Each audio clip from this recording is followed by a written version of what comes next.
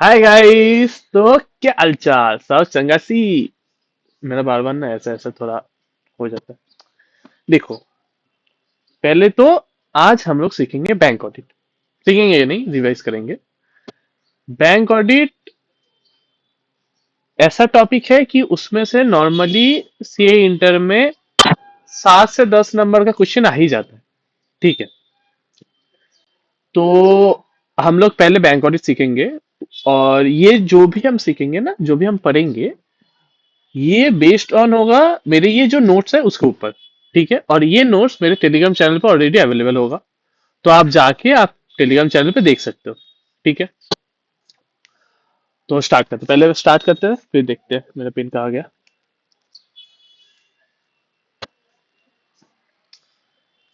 तो पहला तो कितने तरीके के बैंक्स होते हैं और बैंक ऑडिट हम लोग करते क्यों है, ऐसा क्या है कि अलग से हम लोगों का एक चैप्टर है बैंक ऑडिट, हम लोग तो ऑडिट पढ़ ही रहे। पहले तो एक बेसिक मैं बोलता हूँ। पहले बैंक टोटल 6 तरीके के होते हैं। Commercial, cooperative, rural, regional, development, payments और स्मॉल फाइनेंस। ठीक है। कमर्शियल मतलब क्या, जो नॉर्मल बैंक्स हो गए कि जो भी बहुत सारे प्रोडक्ट और सर्विस देता है, मेनली लोन देना और डिपॉजिट लेना उन लोगों का मेन काम है। कोऑपरेटिव बैंक है, कोऑपरेटिव बैंक मतलब कमर्शियल बैंक ही है लेकिन वो बेस्ड ऑन होता है कोऑपरेटिव प्रिंसिपल्स के ऊपर। ठीक है।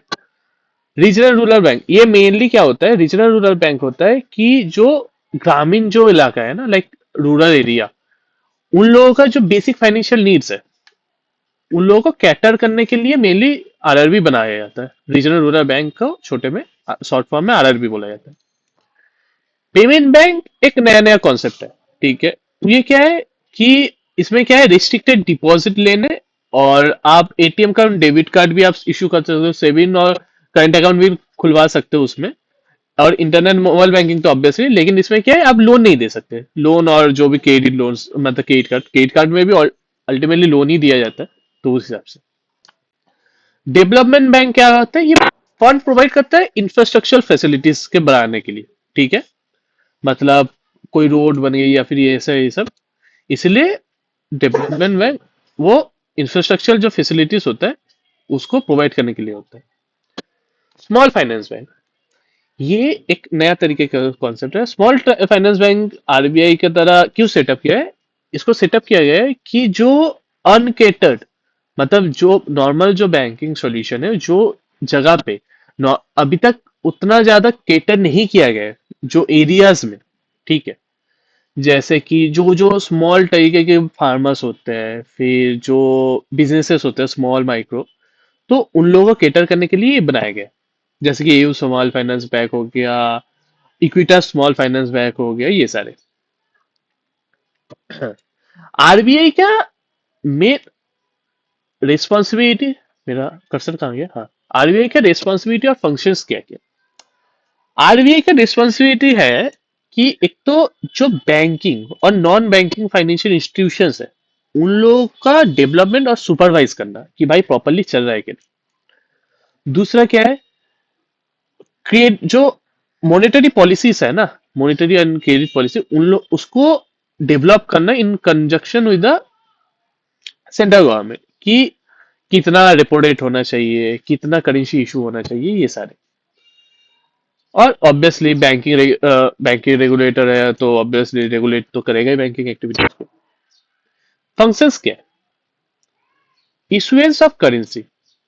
मैं पहले एक बात बोलना चाहूंगा कि मुझे पता है कि थोड़ा ऑडियो के इशू है क्योंकि मेरे पास प्रॉपर माइक अभी तक नहीं है।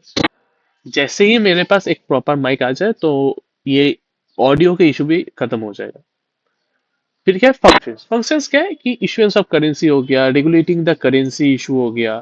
फिर ऑब्वियसली वो बैंक, मतलब बैंकर है स्टेट और सेंट्रल गवर्नमेंट का भी और बैंक्स का भी। ठीक है। ऐसा कौन सा दिक्कत आ गया जिससे, मतलब बैंक ऑडिट करना जरूरी है। नॉर्मली आप लोगों को पता ही होगा कि जो बैंक्स होते हैं ना, वो बहुत तरीके के प्रोडक्ट और सर्विस देते हैं और बहुत वाइड स्प्रेड एरिया में फैला हुआ है उन लोगों का जो भी, मतलब बैंक्स है ना, उसके ब्रांचेस से बहुत सारी जगह पे फैला हुआ है। फिर उसके ट्रांजेक्शन्स भी बहुत सारे कम्प्लेक्स होते हैं, मतलब बहुत ज्यादा, मतलब बहुत बार ऐसा होता है कि बहुत कम्प्लेक्स कम्प्लेक्स ट्रांजेक्शन उन लोगों को करना पड़ता है। फिर पूरा सिस्टम में ही इनकम मतलब आईटी का यूज है, ठीक है। ऑब्वियसली बहुत वॉल्यूम में भी ट्रांजेक्शन होता है, तो ऑब्वियसली इतने सारे जब भी पिकुलरिटीज है, ठीक है, इतने सारे इंपॉर्टेंट एरियाज है, तो उसको ऑडिट करने के लिए भी तो एक चाहिए कि प्रॉपरली वो सारे एरियाज काम कर रहे हैं कि नहीं। और obviously strict vigilance by banking regulator, ये तो है ही। आरबीआई का आप लोगों को पता ही है।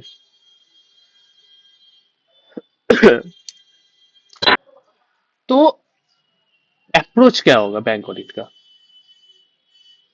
पहले तो drawing N audit plan. N audit plan should be based on nature and level of operation, nature of adverse features, level of compliance based on previous reports, and audit risk based on inadequacy in or breach of internal control, and the finalization exercise carried out. Drawing an audit plan, इसमें क्या मतलब जो audit plan होगा वो किसके ऊपर base होगा कि nature and level of operation क्या है, फिर क्या है एडवर्स फीचर्स क्या क्या है, फिर जो भी प्रीवियस जो भी उसके रिपोर्ट्स आए उसमें लेवल ऑफ कंप्लेंस क्या है कि कितना अच्छे से कंप्लाई किया जा रहा है, उस हिसाब से ना आप अगले बार का प्लान ऑडिट प्लान करोगे। और दूसरा क्या है audit is based on inadequacy in और breach of internal control and the familiarisation exercise carried out, ठीक है। मतलब क्या है इंटरनल कंट्रोल कितने अच्छे से वो बैंक का प्रॉपर है या नहीं, उस हिसाब से, ठीक है। कंट्रोल एनवायरमेंट एंड बैंक, इसमें क्या बोला गया है, a bank should have appropriate controls to mitigate its risk, including मतलब जो मतलब बैंक का जो कंट्रोल एनवायरनमेंट है ना, मतलब लोन सैंक्शन करना हो गया, फिर इंटरेस्ट को प्रॉपर मेजर करना हो गया, जो भी मतलब कंट्रोल रिस्क है वो क्या है, मतलब अप्रोप्रिएट कंट्रोल उधर होना चाहिए। इंक्लूडिंग किस किस के, देखिए इफेक्टिव सेग्रीगेशन ऑफ ड्यूटीज कि भाई बैक ऑफिस ये करेगा, फ्रंट ऑफिस ये करेगा। Accurate measurement and reporting of positions कि जो भी आउटस्टैंडिंग पोजीशंस पोजीशंस मतलब क्या कितने लोन्स आउटस्टैंडिंग है, कितने डिपॉजिट है, ये सारे जो पोजीशंस है तो उसका एक्यूरेट मेजरमेंट होना चाहिए। Verification and approval of transaction, जो भी ट्रांजेक्शन हो रहा है उसको एक बंदा ट्रांजेक्शन करे, दूसरा बंदा वेरीफाई करे, इस हिसाब से। सेटिंग अप लिमिट्स कि लिमिट सेटअप करो कि इसके ऊपर नहीं जाना है, अगर किसी को लोन दियो तो लिमिट सेटअप करो कि इसके ऊपर लोन नहीं देना है इस बंदे को। Reconciliation of positions and result, अगर कोई पोजीशन रिकंसिडर और उसके रिजल्ट क्या है। Reporting and approval of exceptions कि अगर कोई भी एक्सेप्शन आए कि जो जैसा होना चाहिए था वैसा नहीं हो रहा है, ठीक है, तो उस हिसाब से आप रिपोर्टिंग करो। और physical security and contingency planning, जो भी फिजिकल मतलब सिक्योरिटी है, जैसे कि फिक्स डिपॉजिट का रिसिप्ट हो गया, फिर एटीएम कार्ड हो गया, कुछ भी जो सिक्योरिटी स्टेशनरी या फिर कुछ भी है उसको प्रॉपरली मेंटेन करना। ये कुछ क्वेश्चंस या फिर स्टेप्स है which have to kept in mind while understanding undertaking and performing control activities। ये आप पढ़ लोगे, ठीक है, इसमें मैं नहीं पढ़ा रहा हूँ क्योंकि अल्टीमेटली रीडिंग ही होगा, मैं ये करना नहीं चाहता।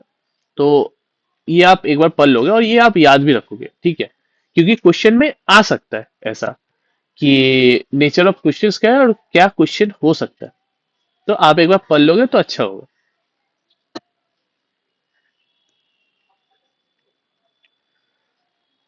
नॉर्मली कितने तरीके के ऑडिट रिपोर्ट्स इशू,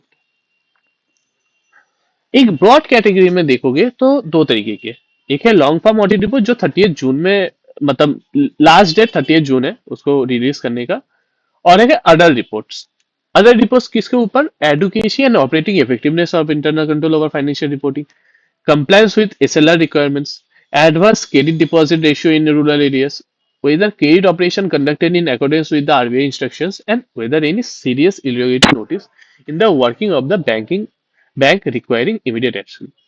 एक बार मैं समझा दूं, लॉन्ग फॉर्म ऑडिट रिपोर्ट क्या है कि हर साल ना बैंक का ऑडिट्स होता है, ठीक है, बहुत सारे ऑडिट होता है, उसमें एक हो जाता है कि बैंक का जो स्टैट्यूटरी ऑडिट है वो होता है और उसका लास्ट डेट है रिपोर्ट रिलीज करने का 30 जून।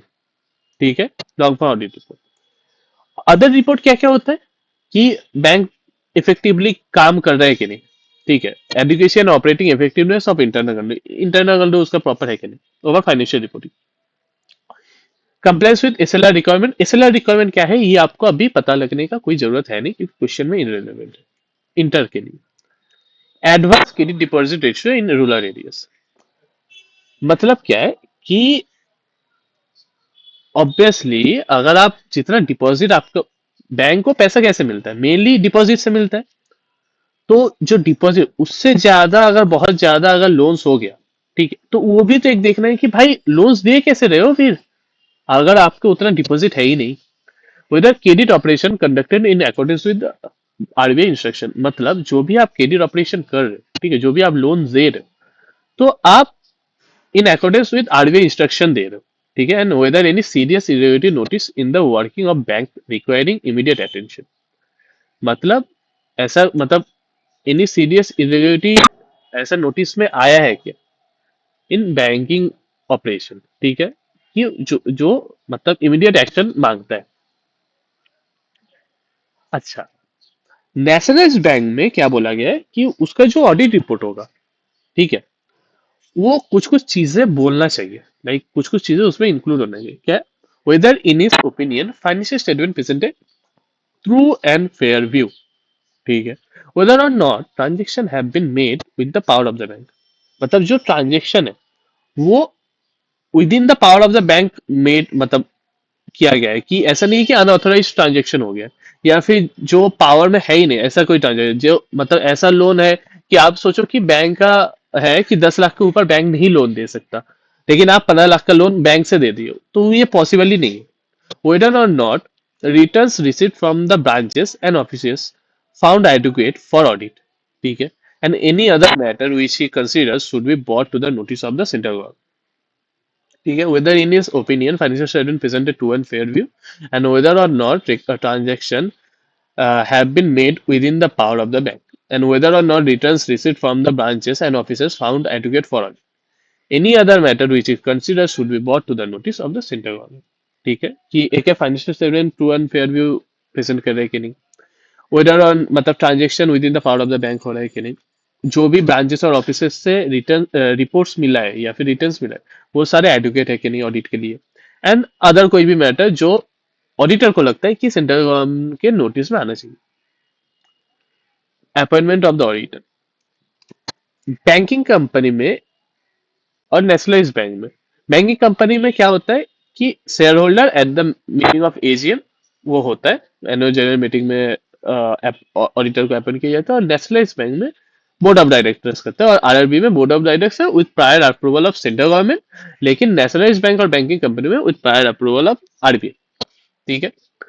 क्वालिफिकेशन व डिस्क्वालिफिकेशन क्या है, applicable as to company auditor, ठीक है, और रेम्यूनरेशन कौन सही करेगा, बैंकिंग कंपनी में by company in general meeting, और नेशनलाइज्ड बैंक और एसबीआई में RBI in consultation with the central government.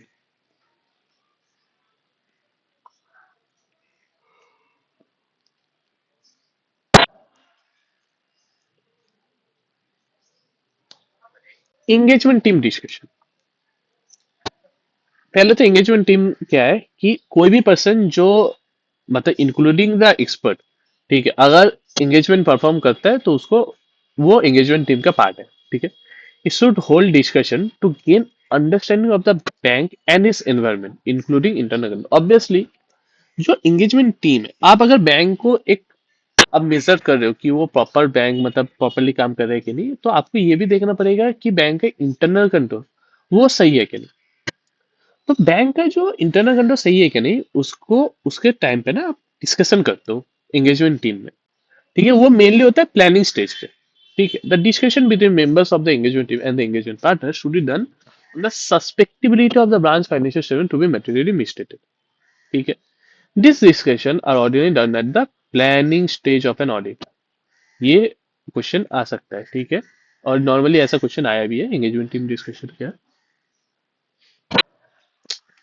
ये कुछ कुछ मैटर्स को इंक्लूड करता है डिस्कशन में, क्या क्या, errors that more likely to occur और that have been identified in prior years, ठीक है, मतलब जो एरर्स हो सकता है और जो ऑलरेडी आइडेंटिफाई किया गया है प्रायर एरियाज में।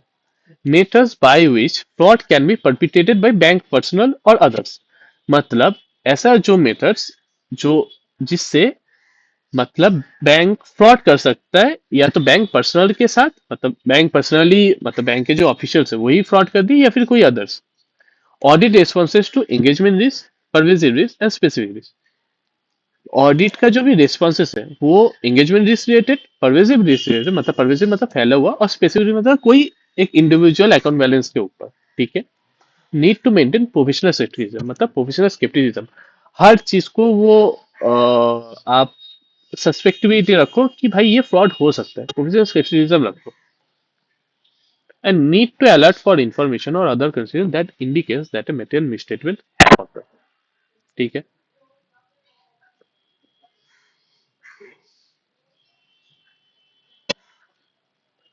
Advantages of such discussion.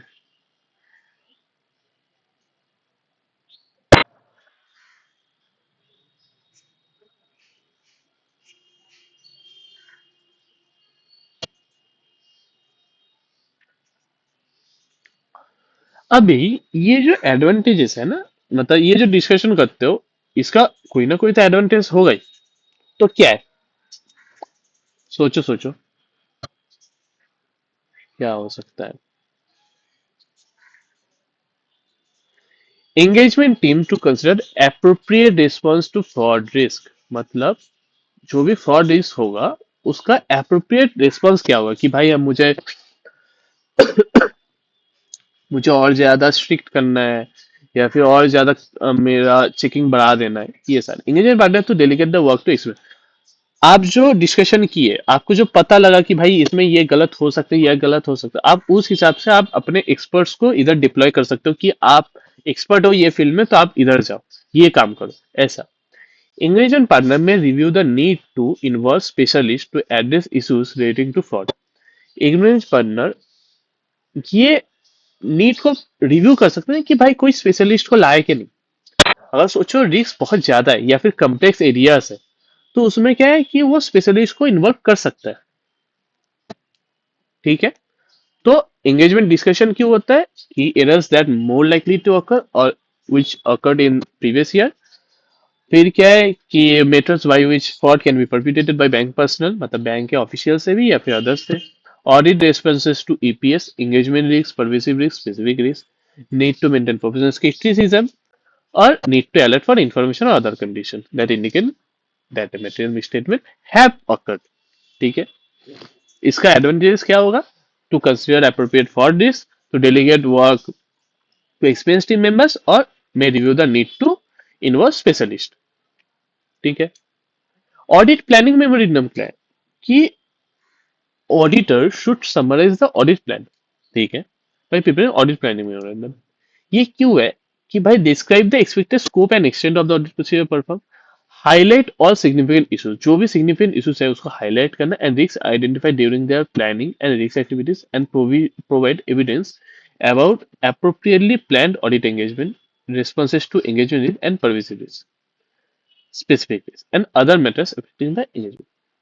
तो क्या क्या है? एक तो scope and extent of the audit procedure perform को उसको डिस्क्राइब करने का, highlight all significant issues and risks identified during their planning and risk activities, and provide evidence about appropriately planned audit engagement, response to engagement risks, pervasive and specific risks, and other matters affecting the audit engagement। ठीक है। देखो, reporting to RBI आप ये पढ़ लोगे, ठीक है, ये मैं नहीं पढ़ा था, ये बहुत ज्यादा थ्योरी थ्योरी है। ठीक है, आप पढ़ लो, एक बार जस्ट आंख ऐसे कर लेना, लाइक फ्लो कर लेना कि हाँ ठीक है क्या। ठीक है। ये एक है कि auditor is not required to check every transaction. ये आपको याद रखना पड़ेगा कि ऑडिटर को हर एक ट्रांजेक्शन चेक नहीं करना है, लेकिन जो बैंकिंग जो सिस्टम है उसको एज ए होल इवेल्युएट करना है कि एज ए होल वो प्रॉपर चल रहा है कि नहीं। एक दो कुछ कुछ ट्रांजेक्शन में ऐसा गलती हो सकता है, दिक्कत नहीं है, लेकिन ऐसा है कि बैंकिंग का जो सिस्टम है वो ओवरऑल ही कैसा चल रहा है, ओवरऑल ही देखना पड़ेगा। ठीक है। If any suspicious instance is found during normal duties, it should be reported to RBI as well as the bank chairman, MD या फिर सीईओ। अभी बैंकिंग रेगुलेशन एक्ट 1949 ये एमसीक्यू में आ सकता है, कौन से सेक्शन में क्या है। तो मैं कोशिश किया हूँ कि बैंकिंग रेगुलेशन एक्ट का जो भी कुछ है उसको मैं मतलब उसको सेपरेट करके एक ही जगह पे ला पाऊँ, ठीक है। तो क्या होगा कि आप लोगों को भी याद रखने में आसानी होगा। सेक्शन 29 सबसेक्शन 1 एंड सबसेक्शन 2 क्या बोलता है, it deals with the form and content of financial statement during authentication, ठीक है, and it is applicable to nationalised bank, SBI और आरआरसी, ठीक है। थर्ड शेड्यूल, उसमें फॉर्म वन क्या स्पेसिफाई, फॉर्म फॉर्म ए क्या स्पेसिफाई करता है, बैलेंस शीट, और फॉर्म बी क्या स्पेसिफाई करता है, पीएनएल, ठीक है। फॉर्म ए में लिखा गया है कि बैलेंस शीट कैसे बनाना है और फॉर्म बी में लिखा है पीएनएल कैसे बनाना है।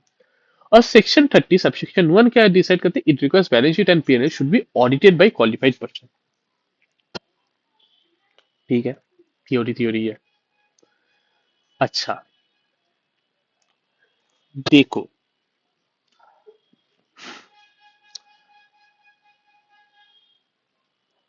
Conducting of audit, audit conduct करना कैसे, इसमें मतलब अगर आप एक बार गो थ्रू करोगे ना, पढ़ोगे, तो ये कितने पेज का है, एक, दो, तीन, चार, चार ही पेज का है। हाँ, चार पेज का है।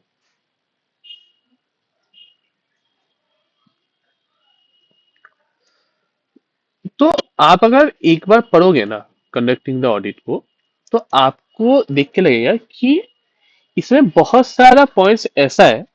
देखो, normally conducting the audit question में आता नहीं है, बी प्रैक्टिकल, एग्जाम्स में आते नहीं। मतलब इसमें कुछ कुछ पार्ट्स है जो एग्जाम में आता है, लेकिन एज सच कोई वो फ्लो नहीं आता कि भाई पहले क्या क्या स्टेजेस हो गई ये सब। तो अभी क्या है कि आप अगर चाहो तो आप ये इसको पढ़ सकते हो, ठीक है। मैं इसको एक बार गो थ्रू कर दे रहा हूँ, लेकिन मैं उतना डिटेल में आपको पढ़ाऊंगा नहीं, क्योंकि अल्टीमेटली क्या है, इसको बस वो रीड करना ही होगा। आपको समझाने का एज सच कुछ नहीं, जहां पे ऑब्वियसली समझाने का चीज आएगा मैं समझाऊंगा ऑब्वियसली, लेकिन ऐसा चाहिए कि भाई ये मतलब ऐसा है कि एक ही चीज बहुत बार रिपीट होगा, आप देखोगे तो आप समझ में ही आ जाएगा।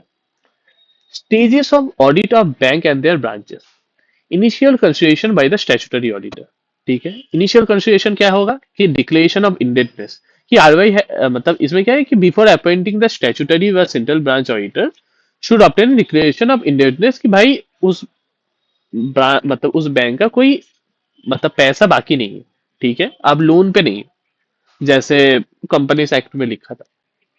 Internal assignment in banking by statutory, RBI prohibit करता है audit firms from undertaking statutory audits in a bank if they are associated with internal assignment like concurrent audit in the same year. मतलब अगर कोई भी bank से आप concurrent audit में associate हो, तो उसमें मतलब ये आरबीआई बोलता है कि आप नहीं ले सकते ऐसा कोई भी ऑडिट फर्म को जिससे आप कॉन्करेंट ऑडिट भी करवा रहे हो, ठीक है। Planning SA 300 request auditor to take following activities, SA 300 क्या रिक्वायर करते हैं auditor to take following activities, क्या क्या activities, perform procedures as per SA 220 and establish undertaking of terms of engagement as per SA 210, ठीक है। कि obviously एसे 300 में क्या है, एक है perform procedure as per SA 220 और establish and terms of audit engagement as per SA 210, ठीक है। कम्युनिकेशन विद प्रीवियस ऑडिटर, इसमें क्या बोला गया है कि आपको स्टार्ट करने से पहले मतलब उसका जो ऑडिट है उसको स्टार्ट करने से पहले आपको एक राइटिंग में एक एनओसी लेना पड़ेगा प्रीवियस ऑडिटर से, ठीक है। As per clause 8 of part 1 of first schedule to the CA act 1940, a CA cannot accept an audit position previously held by another CA without communicating in writing and obtaining a NAC from the previous auditor. Terms of audit engagement क्या मतलब, obviously ये तो मेरे को बोलने का भी जरूरत नहीं है, लेकिन फिर भी थोड़ा ये साइड कर दे रहा हूँ, ठीक है। हाँ, as per 210 obviously the auditor must agree and document the audit engagement terms with the bank, same. Initial engagement कि भाई ऑब्वियसली कि ओपनिंग बैलेंस आपको चेक करना पड़ेगा, item must check opening balance during initial engagement if material misstatement are found that affect the current period and are not properly adjusted but disclosed, the auditor should issue a qualified by adverse opinion. Assessment of engagement, it is a critical part of audit process and should be done prior to accept of audit as it impact both the accepting decisions and audit planning. ठीक है भाई, engagement risk को तो assess करना ही पड़ेगा। Establish the engagement team, obviously कि भाई properly unqualified experience team members को लाओ। ठीक है, अंडरस्टैंडिंग बैंक इस इन्वायरमेंट इसे 315 कि उसको इन्वायरमेंट देखना पड़ेगा। As per the auditor should understand the bank and its environment to identify assess, जो भी सेम ही है। मैं वही बोल रहा हूँ ना कि जब भी आप कॉन्टेक्टिंग द ऑडिट वो पढ़ोगे ना, बहुत सारे सेम ही है। तो अल्टीमेटली क्या है इसमें, मैं पढ़ा के आपका टाइम वेस्ट ही होगा। Understanding the bank and its environment including internal control, इसमें क्या बोला है, it enables the auditor to identify assess risk and develop an audit plan.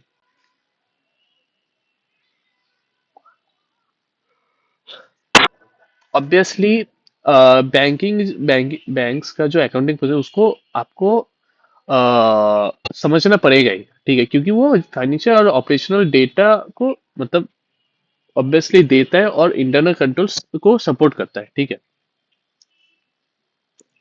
Understanding risk management process and मतलब एक इफेक्टिव रिस्क मैनेजमेंट प्रोसेस वो क्या require करता है। ठीक है,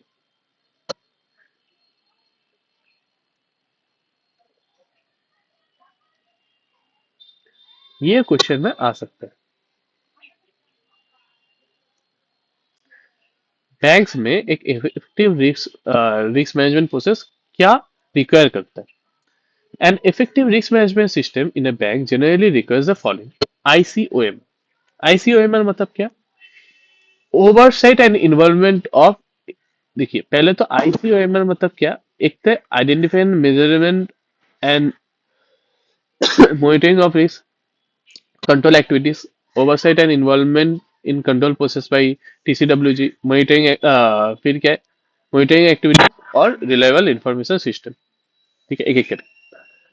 oversight and involvement in control process by TCWG. TCWG मतलब क्या कि जो भी रिटर्न पॉलिसी है उसको टीसीडब्ल्यू मतलब बोर्ड ऑफ डायरेक्टर या फिर मैनेजिंग डायरेक्टर वो रिटर्न पॉलिसीज को अप्रूव करना चाहिए and it should be consistent with the मतलब जो भी पॉलिसी है वो कंसिस्टेंट होना चाहिए बैंक्स का जो भी ऑब्जेक्टिव और स्ट्रेटेजीज है, कैपिटल स्ट्रेंथ है, मैनेजमेंट एक्सपर्टाइज है, वो सारे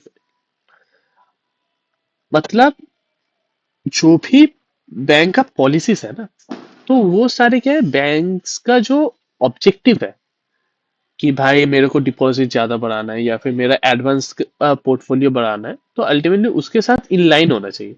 और जो उसका भी जो भी मैनेजमेंट का एक्सपर्टाइज है, कैपिटल स्ट्रेंथ है, उसके साथ इन लाइन होना चाहिए ऑब्वियसली रेगुलेटरी रिक्वायरमेंट्स के साथ। Identification measurement and monitoring of risk, इसमें क्या बोला है, risk that could significantly impact banks achievement of goal should be identified, measured and monitored against pre approved limited के। मतलब क्या कि जो भी बैंक्स का जो मतलब अचीवमेंट है उसको अगर कोई भी ऐसा चीज जो सिग्निफिकेंटली इम्पैक्ट कर सकता है, ठीक है, उसको प्रॉपरली आइडेंटिफाई करो, मेजर करो और मॉनिटर करो अगेंस्ट प्री अप्रूव जो भी लिमिट और क्राइटेरिया उसके अगेंस्ट। ठीक है, कंट्रोल एक्टिविटीज, ऑब्वियसली एक एप्रोप्रिएट कंट्रोल होना चाहिए बैंक में टू मिटिगेट रिस्क, जिसमें क्या क्या आता है, इफेक्टिव सेग्रीगेशन ऑफ वेरी, वही जो कंट्रोल एनवायरनमेंट में आप पढ़े थे सेकंड या थर्ड पेज में, अप्रूवल ऑफ ट्रांजैक्शन, वो सारे। मॉनिटरिंग एक्टिविटीज में क्या बोला गया, शुड बी मतलब जो भी आप मेथोडोलॉजीज या फिर एजम्पशंस आप लगा रहे हो तो मिटिगेट रिस्क, ये रेगुलरली एसेस होना चाहिए और अपडेट होना चाहिए। It may be conducted by independent risk management unit और रिलायबल इंफॉर्मेशन सिस्टम। ये क्या बोला, bank need reliable system that provides timely and consistent operational, financial, and compliance information.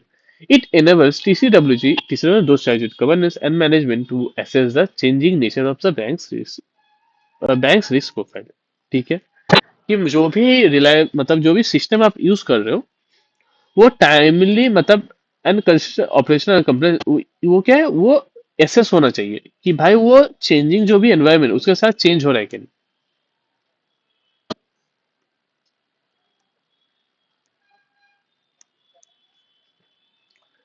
Engagement team discussion मैं ऑलरेडी डिस्कस कर चुका हूँ, ठीक है।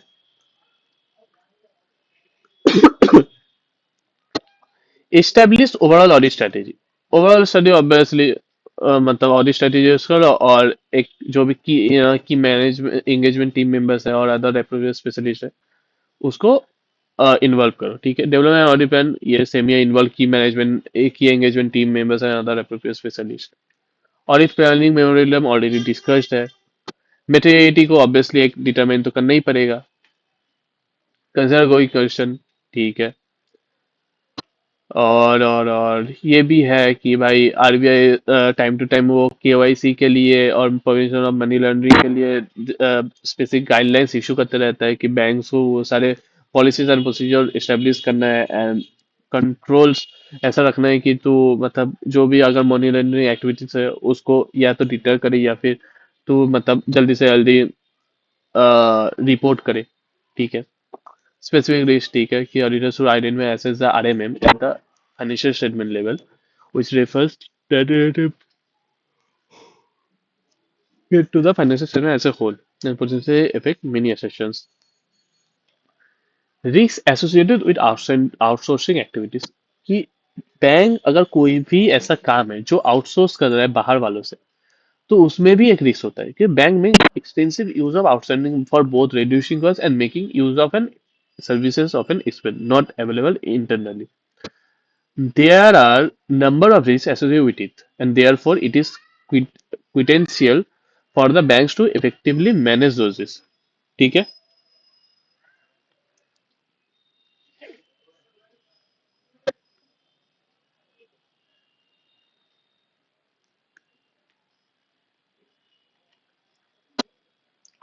अभी रेस्पॉन्सेज टू ये सारे आप एसएस में पढ़ चुके हो कि अगर design to overall response to address RMM at the financial statement, the auditor should design and perform further audit procedure whose nature, timing, and extent are based on the and are responsive to the assess RMM at the association level. Stress testing क्या है? It is a software testing activity that determines the robustness of the software by testing by the limits of normal operation. Stress testing is a particularly important for mission critical software, but used for all type of software.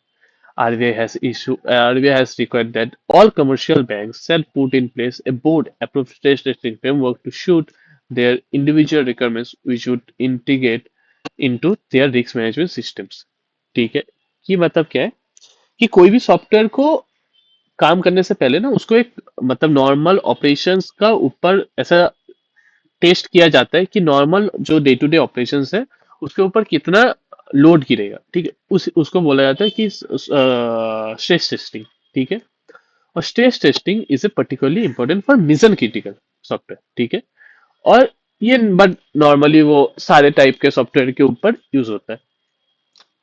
RBI क्या किया है, RBI ये require किया है कि जो भी जितने भी सारे कमर्शियल बैंक है ना, तो वो एक मतलब एक कमेटी बनाए, बोर्ड बनाए कि भाई एक स्ट्रेटेजिक फ्रेमवर्क बनाओ तुम और उसको प्रॉपर्ली काम पे लाओ। Their individual requirements which would indicate integrate into their risk management system, ठीक है। बेसल थ्री फ्रेमवर्क, देखो बेसल थ्री फ्रेमवर्क पहले तो एक पढ़ लो, ठीक है। Basel norms are international banking regulation issued by Basel committee on banking regulation BCBS. After the subprime crisis, BCBS and Financial Stability Board reviewed the framework in December 10 and released Basel 3, a global regulatory framework for more resilient bank and banking system. Basel 3 sets minimum criteria for regulatory requirements and mainly focuses on managing risks to banks and overall financial statement. देखो basal 3 क्या है क्या नहीं, ये exam में relevant नहीं, ठीक है। तो अगर आपको कुछ पता करना है तो आप गूगल कर सकते हो या फिर कुछ भी, बट अल्टीमेटली आप रिवाइज कर रहे हो एग्जाम के लिए, तो आपका वन एंड ओनली फोकस होना चाहिए कि भाई एग्जाम के लिए क्या क्या कैसे कैसे है, हम लोग कैसे एग्जाम में मार्क्स, मतलब मार्क्स नहीं, ये ऑडिट को समझ पाए। ठीक है, अभी के सिलेबस के लिए बेसल 3 ऐसा है कि आपको बस बोला गया है कि ये है बेसल 3। ठीक है। Reliance on review of other reports, और मतलब देखो, अगर आप कहीं भी ऑडिट करने जाओगे ना, तो आप उसके पहले जो भी रिपोर्ट्स है वो आप एक बार देखोगे ही, कि ये पता लगना मतलब पता चलने के लिए कि भाई अल्टीमेटली रिक्वायर क्या क्या है।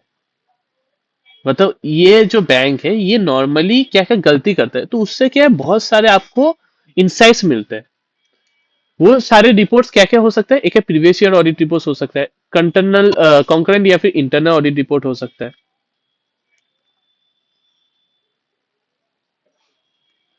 फिर क्या है, managers charge handling over report की वो इनकम, मतलब अगर कोई मैनेजर चेंज हुआ तो उसका एक रिपोर्ट बनता है, तो वो आप देख सकते हो।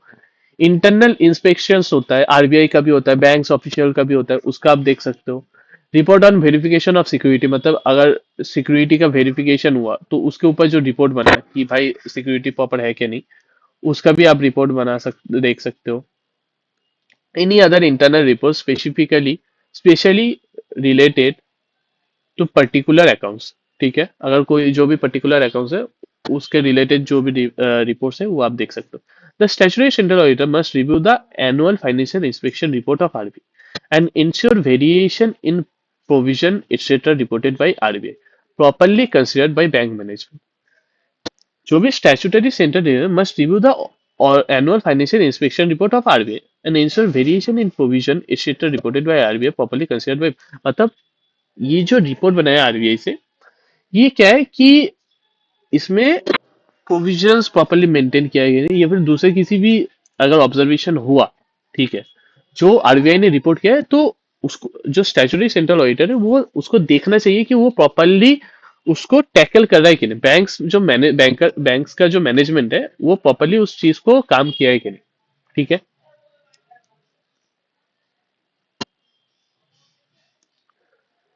एडवांसेस, अभी आएगा मुद्रा।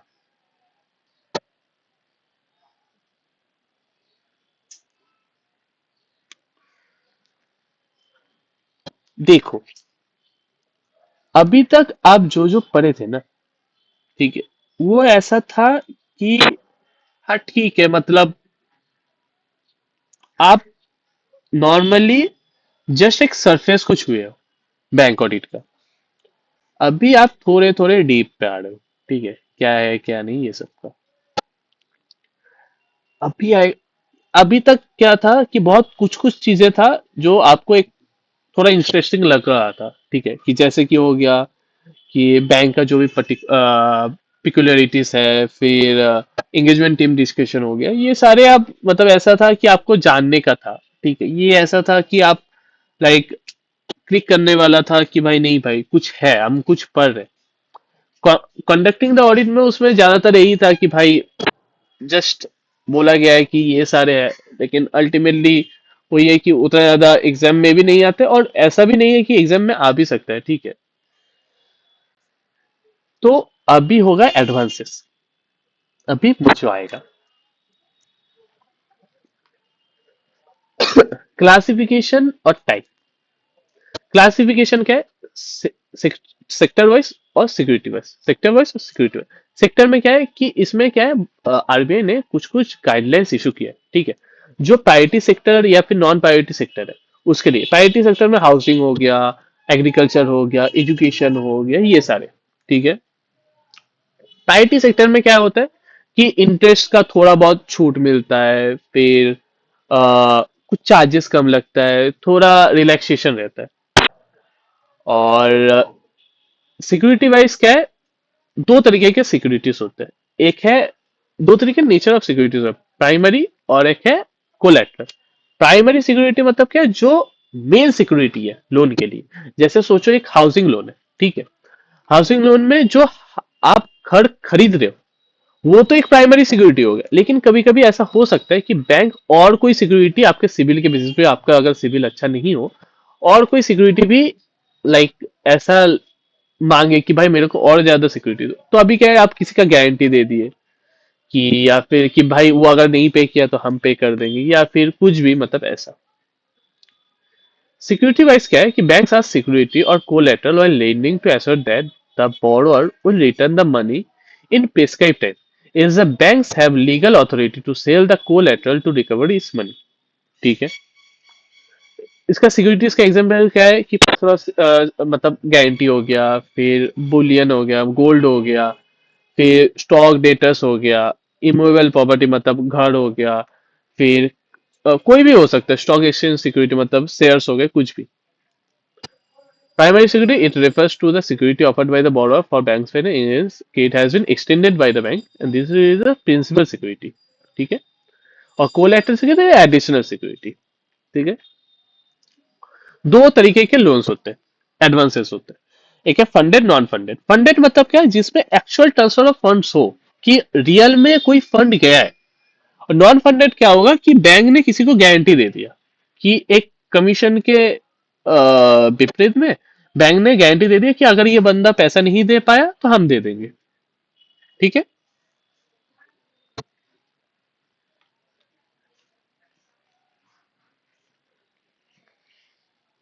Mode of creation of security, कि सिक्योरिटी कैसे कैसे बन सकता है।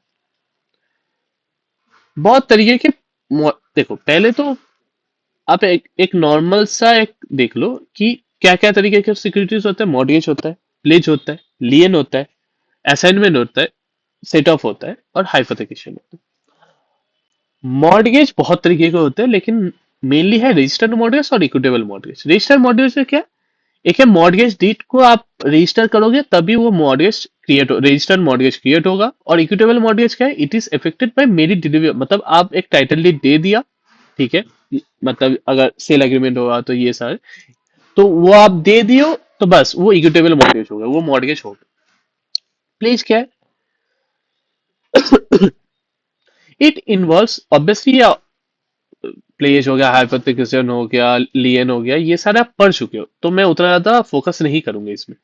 इट इन्वॉल्व्स बेलमेंट या फिर delivery of goods by borrower to bank, ठीक है, with the intention to create charge. Legal ownership of the goods remain with the pledger while the banker gets certain defined interest in goods. ठीक है। हाइपोथेकेशन हो गया कि वही है कि भाई आप कोई भी मूवेबल जो भी सिक्योरिटी है उसको आप हाइपोथेकेट कर दिए, आप बैंक को दे दिए कि भाई आप रखो आपके ऊपर। असाइनमेंट क्या है कि आपका जो भी राइट्स या फिर लाइबिलिटी है, ठीक है, कोई भी एक पर्सन को दूसरा, जैसे आप सोचो आप एक हाउसिंग लोन चला रहे थे, लेकिन अब आपको अभी दूसरा घर लेना है, तो आप क्या किए, जो भी हाउसिंग लोन वोन जो भी है उसका आप दूसरे किसी के नाम पे, जो नया बंदा खरीद रहा है वो घर को, तो वो आप क्या किए, वो वाले पर्सन के नाम पे करा दिए कि भाई अभी ये पर्सन देगा। तो ये हो गया assignment. It represent transfer of existing या फिर फ्यूचर डेट, राइट, या फिर property belonging to a person to another person. Only actionable claims such as bad debts and life insurance policy are accepted by the banks. ठीक है। मतलब जो भी actionable claim है सच एज बैड डेट, मतलब bad debt या फिर life insurance policy है, वही एक्सेप्ट करता है असाइनमेंट के हिसाब से। सेट ऑफ, सेट ऑफ क्या है कि वही है कि भाई क्रेडिट और डेबिट बैलेंस को आप सेटअप कर दो, यही है कि it is a statutory right of a creditor to adjust wholly और partly the debit balance in the debtors account against any credit balance in the another account of the debtors. All branches are treated as one, मतलब अगर कोई भी, मतलब ऐसा है कि ये ब्रांच में आपका कोई ऐसा ब्रांच है आपको पे करना है, और दूसरे ब्रांच में, मतलब एक ही बैंक का दूसरा ब्रांच में आपका ऐसा है कि उससे आपका पैसा है, तो आप ये दोनों ब्रांच से सेटअप कर सकते हो। ठीक है। Lien. It is a creation of legal charge with consent to of the owner, which gives lender right to seize या फिर dispose व liquidate। मतलब जो फिक्स डिपॉजिट होता है ना, उसके ऊपर लियन क्रिएट किया जाता है। उसका मतलब क्या कि अगर वो पैसा नहीं दे पाया तो फिक्स डिपॉजिट का पैसा ऐसा होगा, तो बैंक वो उसको बेच के वो अपना पैसा रिकवर कर लेगी। ठीक है।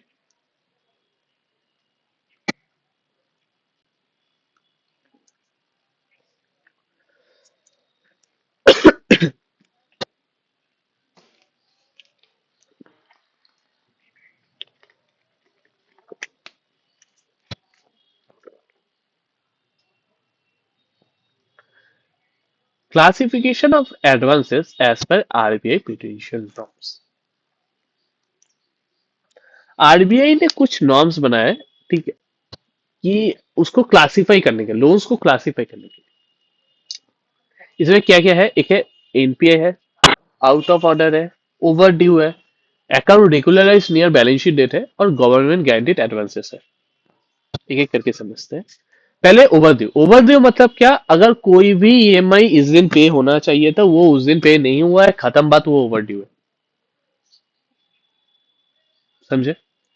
जैसे कि अगर आपका होम लोन का ईएमआई है 13 मार्च 2025 को पेमेंट करना है, लेकिन आप 13 मार्च 2025 को पेमेंट नहीं किए तो वो ओवरड्यू होगा। Any amount due if not paid with in due date under any credit facilities it is overdue. समझे बात? ठीक है। एनपीए क्या है? एनपीए है नॉन परफॉर्मिंग एसेट। इसका मतलब क्या है, ऐसा एसेट जो इनकम को होने जनरेट होने से रोक दिया, कि भाई इनकम जनरेट हो नहीं पा रहा है। ठीक है।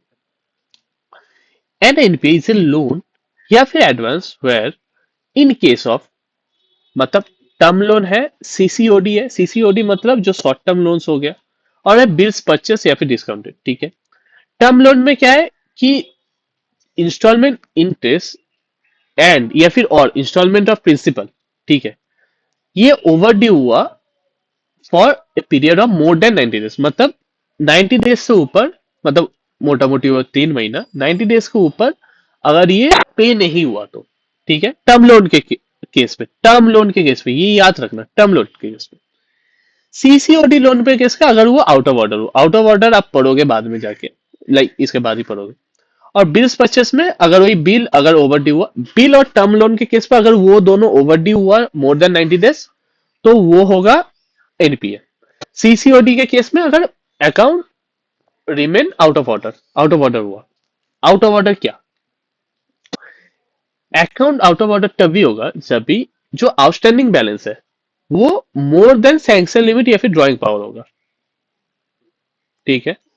इसका मतलब क्या, जो भी outstanding remains continuously in excess of sanction limit या फिर ड्राइंग पावर। ठीक है। मतलब क्या, आप अगर सोचो कि आप लोन लिए हो, ठीक है, आपका जो भी सैंक्शन, आपका सैंक्शन लिमिट मतलब टोटल वो जो लोन्स के अगेंस्ट पे, वो पार्टी के अगेंस्ट पे कितना आप लोन दे सकते हो। ड्रॉइंग पावर है उस पर थोड़ा कट किए कि भाई इसका मतलब मैक्सिमम आप इतना ड्रॉ कर सकते हो। ठीक है। वो ड्रॉइंग पावर से भी ज्यादा, मतलब उसके ड्रॉइंग पावर या फिर सैंक्शन लिमिट से भी ज्यादा आउटस्टैंडिंग बैलेंस हुआ तो वो तो हो नहीं सकता ना, क्योंकि मैक्सिमम लिमिट ही उतना है, आप उससे ज्यादा दे कैसे सकते हो। ठीक है। अगर आउटस्टैंडिंग बैलेंस ड्राइंग पावर या फिर सैंक्शन लिमिट से कम हुआ, लेकिन उसमें कोई क्रेडिट नहीं हुआ for 90 days as on the balance sheet date, मतलब बैलेंस शीट डेट से 90 डेज तक उसका कोई भी क्रेडिट हुआ नहीं, मतलब वो जो अकाउंट में उसमें कोई भी क्रेडिट नहीं किया, मतलब कोई भी पैसा उसमें क्रेडिट नहीं हुआ, तो क्या होगा, वो आउट ऑफ ऑर्डर हो जाएगा। अच्छा, क्रेडिट हुआ लेकिन वो उतना सफिशिएंट नहीं है जो डेबिट होना था। ठीक है, जैसे इंटरेस्ट जो चार्ज हुआ है, इंटरेस्ट जो चार्ज हुआ है उसमें उतना मतलब वो इनफ नहीं है उसको मीट करने के लिए, कि पूरा इंटरेस्ट उसको पे करने के लिए। ठीक है, तभी हो जाएगा आउट ऑफ ऑर्डर। मैं एक थोड़ा सिंपलर करना चाहता हूँ। टर्म लोन में आपको पता है कि हाउसिंग लोन में क्या होता है कि जैसे आप पैसा लिए, आपका ईएमआई एक फिक्स्ड हो गया, आप उसको आप पैसा देते रहो। ठीक है, उस जो 4,530 रुपए, तो आपको 4,530 रुपए हर महीने ईएमआई देना है। नॉर्मली सीसीओडी में क्या होता है कि नॉर्मली ऐसा नहीं होता है। नॉर्मली सीसीओडी में क्या होता है कि आप एक साल में, मतलब 1 साल 2 साल 7 साल 8 साल जो भी है, वो लोन्स क्या होता है कि आप सीसी लोन्स ले लिए, ठीक है, अभी 7 साल में वो आप जैसे सोचो 1 लाख रुपए आप लिए, 7 साल उसका टेन्योर है, 7 साल में या तो आप 6 महीने में ही आप पूरा 1 लाख दे के पूरा खत्म कर सकते हो, या फिर ऐसा हुआ कि आप 7 साल चला सकते हो, कि 7 साल में 1 साल दिए 1 साल नहीं दिए, अल्टीमेटली 7 साल में आपको 7 लाख रुपए, और उसका जो भी इंटरेस्ट है, इंटरेस्ट तो हर महीना चार्ज होगा, हर साल चार्ज होगा जैसे भी है, उस हिसाब से जो भी चार्ज होगा आप उतना इंटरेस्ट देते रहो। ठीक है। और 7 साल में आपको जो पीरियड है उसमें अल्टीमेटली आपको जो प्रिंसिपल अमाउंट है वो आपको पैसा पे करना है। ठीक है, ऐसा होता है सीसीओडी में। तो इसीलिए वो बोला है कि जो भी इंटरेस्ट चार्ज है मतलब जो भी अगर आप क्रेडिट तो किए उसमें पैसा तो डाले हुआ अकाउंट में, लेकिन वो इनफ नहीं है टू कवर द इंटरेस्ट। मतलब इंटरेस्ट जो भी चार्ज हुए हुआ अकाउंट में, सोचो इंटरेस्ट चार्ज हुए 100 रुपए, लेकिन आप उस अकाउंट में आप पैसा क्रेडिट कर रहे हो 50 रुपए, तो अल्टीमेटली 50 रुपए तो मेरा इंटरेस्ट तो ज्यादा चार्ज हो ही गया, आप अभी तक पे नहीं किए, तो इसीलिए तो वो आउट ऑफ ऑर्डर हो जाएगा, और आउट ऑफ ऑर्डर हुआ तो ऑब्वियसली वो एनपीए हो जाएगा। ओवरड्यू मैं बोल चुका हूँ। Account regularise near balance sheet date. Main बात क्या होता है ना कि ब्रांचेस में क्या होता है कि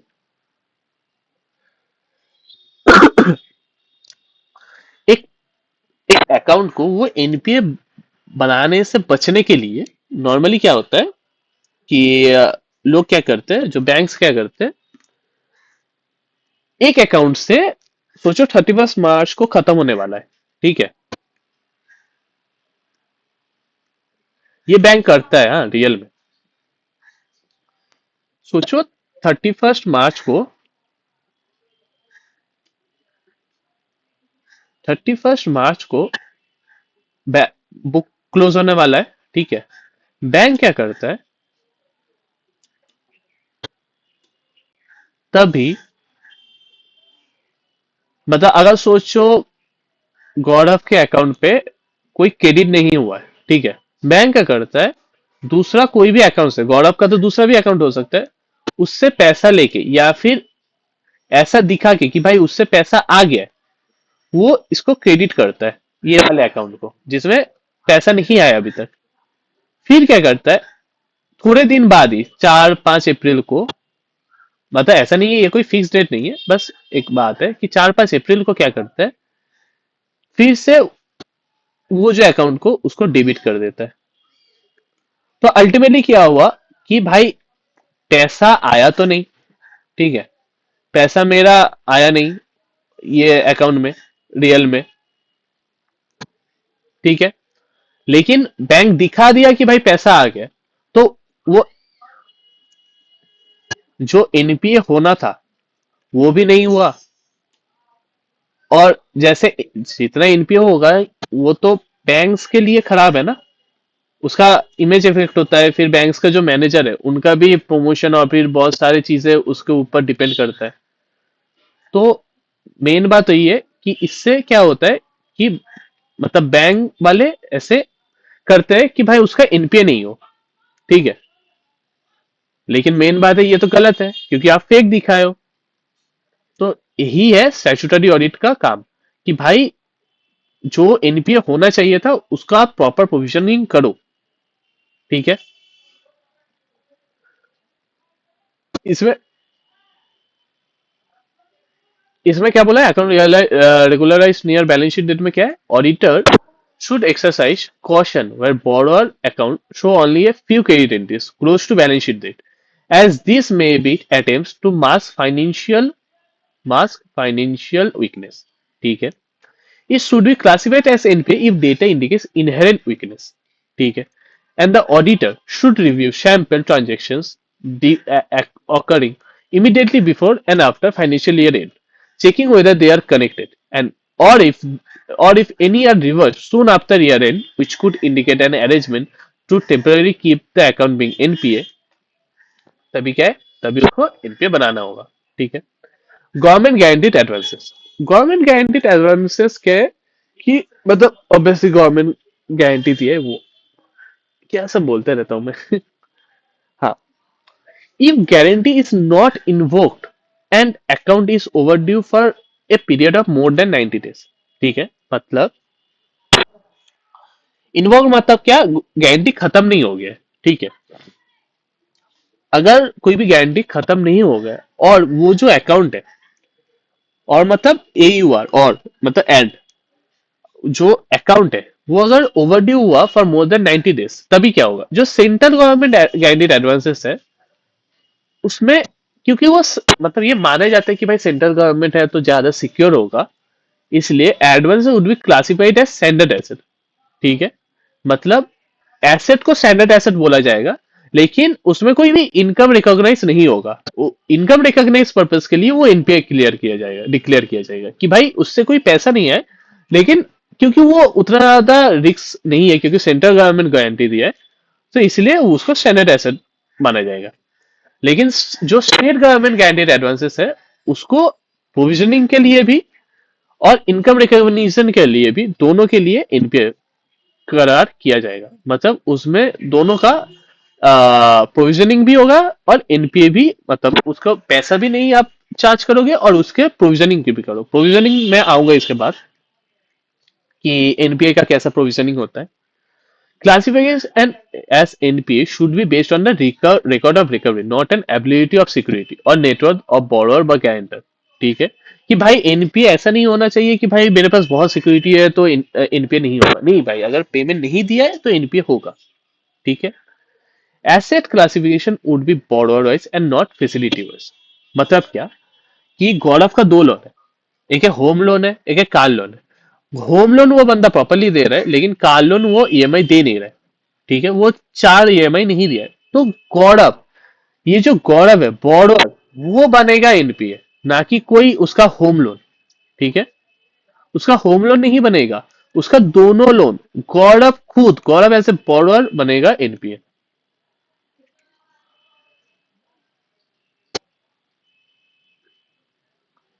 ठीक है।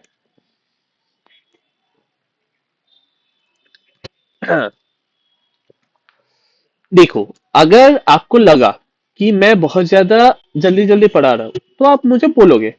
ठीक है, आप बोलोगे, उस हिसाब से मैं जितना भी मैं अगर समझना चाहूँ या फिर समझाना अगर होगा, आपका कोई भी क्वेश्चंस होगा, आपका क्वेरी होगा, तो आप मेरे टेलीग्राम चैनल में लिंक दे दूंगा। आप टेलीग्राम चैनल पे आके एकदम अच्छे से क्वेश्चन पूछ सकते हो, कोई दिक्कत नहीं है। आप आराम से क्वेश्चन पूछना, मैं सारे क्वेश्चंस का आंसर दूंगा। चलो, एनपीए। एनपीए में हम लोग क्या देखें कि एनपीए में क्या क्या नॉर्म्स होगा, कि एनपीए कभी होगा टर्म लोन में। अगर टर्म लोन और बिल्स में, मतलब बिल्स डिस्काउंटेड या फिर कलेक्शन में क्या होगा कि अगर वो 90 डेज से ज्यादा ओवर ड्यू होगा। ठीक है। सीसीओडी में क्या देखे कि भाई अगर आउट ऑफ ऑर्डर, मतलब रिमेन आउट ऑफ ऑर्डर, मतलब वो आउट ऑफ ऑर्डर रहा। आउट ऑफ ऑर्डर में क्या देखे हम लोग कि आउटस्टैंडिंग बैलेंस सैंक्शन लिमिट या फिर ड्राइंग पावर से ज्यादा नहीं होना चाहिए। अगर ज्यादा, सॉरी, ज्यादा है तब आउट ऑफ ऑर्डर होगा। अगर कम है तो उसमें लास्ट बैलेंस शीट के लास्ट 90 डेज में कोई K20 नहीं हुआ, तब आउट ऑफ ऑर्डर होगा। अगर K20 भी है लेकिन फिर भी वो जो K20 है वो not sufficient to meet the debit entry, मतलब इंटरेस्ट चार्ज, तब भी आउट ऑफ ऑर्डर हो।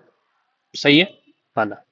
फिर क्या देखिए, account regularise near balance sheet date की, बैलेंस शीट डेट के आगे पहले ही आप फेक K20 करो, फिर थोड़े दिन बाद आप डेबिट एंट्री करो, तो क्या होता है कि वो ऐसा होता है, मतलब आप फेक दिखा रहे हो कि नहीं भाई ये तो एनपीए से बचने के लिए, कि नहीं ये तो पैसा आया है इसमें, तो ये गलत है। ठीक है, तो ये हो गया बात। अभी प्रोविजनिंग, आप गवर्नमेंट गारंटीड एडवांसेस में देखोगे कि नॉर्मल वो जो सेंट्रल गवर्नमेंट, हाँ सेंट्रल गवर्नमेंट जो गारंटीड एडवांसेस है उसमें क्या है कि प्रोविजनिंग के लिए स्टैंडर्ड एसेट होगा और एनपीए इनकम रिकग्निशन के लिए एनपीए माना जाएगा। तो प्रोविजनिंग में क्या है भाई, क्योंकि स्टेट गवर्नमेंट में तो एनपीए तो दोनों चीज के लिए है, कि प्रोविजनिंग में भी है और जो इनकम रिकम, भाई इनकम भी रिकॉग्नाइज नहीं करना है और प्रोविजनिंग भी करना है। तो प्रोविजनिंग क्या है, किस चीज का। एनपीए में टोटल 3 कैटेगरी होता है, standard doubtful loss, standard doubtful loss, standard doubtful loss. Standard एसेस क्या है कि जो एनपीए है for a period up to 12 months. ठीक है, कि अगर वो एनपीए होके 12 महीने रह गया तो वो हो गया स्टैंडर्ड एसेट। मतलब अप टू 12 मंथ, 12 महीने तक है तो वो 15% कैटेगरी में आएगा, कि जो भी टोटल पैसा है, जो भी टोटल अमाउंट है उसका, जो भी आउटस्टैंडिंग बैलेंस है उसका 15%। ठीक है। डाउटफुल एसेट में क्या है कि रिमेन इन सब standard category for a period of 12 month. मतलब 1/1/2025 से वो 1/1/2000, मतलब 31 दिसंबर 2025 तक वो सब स्टैंडर्ड रहा। ठीक है, वो होगा 15%। फिर क्या बोला गया कि डाउटफुल एज सब स्टैंडर्ड कैटेगरी फॉर 12 मंथ्स। अभी अगर 12 मंथ्स रहा, ठीक है, सब स्टैंडर्ड कैटेगरी 12 मंथ्स रहा, मतलब डाउटफुल वन टू डाउटफुल, मतलब अगर 31 दिसंबर 2026 तक अगर रहा तो ये डाउटफुल वन। डाउटफुल वन मतलब क्या, कि भाई 25% सिक्योर्ड का जो, मतलब जो भी अमाउंट है उसका जो सिक्योर्ड पोर्शन है, ठीक है, उसका 25% प्रोविजनिंग होगा, और जो अनसिक्योर्ड है उसका 100% प्रोविजनिंग होगा, ठीक है। फिर अप टू 1 to 3 years ये डाउटफुल टू होगा। 1 to 3 years में क्या होगा, जो 1 to 3 years है, मतलब 1 2027 से चालू करके 31 दिसंबर 2028 तक, ठीक है, मतलब 2 साल, इसका सिक्योर्ड का 40% होगा, और अनसिक्योर्ड का 100% होगा, ठीक है। और अगर मोर देन 3 इयर्स रहा डाउटफुल, तो वो ऑब्वियसली टोटल 100% चार्ज, मतलब टोटल 100% के ऊपर प्रोविजनिंग हो जाएगा कि भाई ये तो गया, 1/1/2019-29 से एकदम जितना भी चलो, ठीक है। और लॉस एसेट में क्या है कि अगर कोई भी ऑडिटर हो गया या फिर बैंक खुद ही, अगर ऐसा हुआ कि उन लोगों को लगा कि ये पैसा नहीं दिया पाएगा, ठीक है, तो उसको आप लॉस बुक कर लोगे कि भाई नहीं भाई ये पैसा नहीं दे पाएगा, आप लॉस बुक कर लो, तो उसका जो भी आउटस्टैंडिंग बैलेंस है उसका 100% प्रोविजनिंग होगा कि ये जो अमाउंट है ये खत्म हो गया, मेरे को मिलेगा नहीं, ठीक है। तो हम लोग प्रोविजनिंग में क्या रखेंगे, सब स्टैंडर्ड जो एसेट है वो 15%, वो क्या है कि एनबीए अप 12 मंथ्स रहना चाहिए। डाउटफुल एसेट में अगर सब स्टैंडर्ड कैटेगरी में अगर 12 मंथ्स रहा, ठीक है, तो जो वो होगा डी वन में क्या होगा कि 25% सिक्योर्ड का और अनसिक्योर्ड का 100%।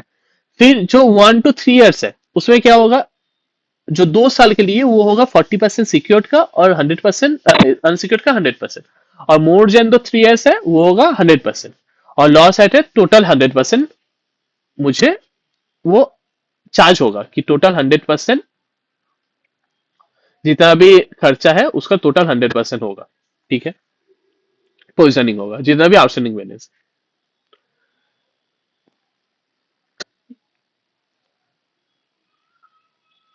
सॉरी बार बार।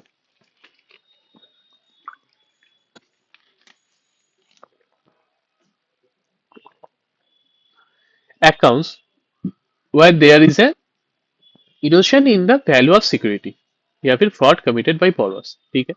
अगर मतलब इरोजन मीन्स ग्रेजुअल डिस्ट्रक्शन, ठीक है, और डिमिनिशन ऑफ समथिंग, जो कोई स्टेजेस ऑफ एसेट्स क्लासिफिकेशन को फॉलो नहीं करता है, ठीक है।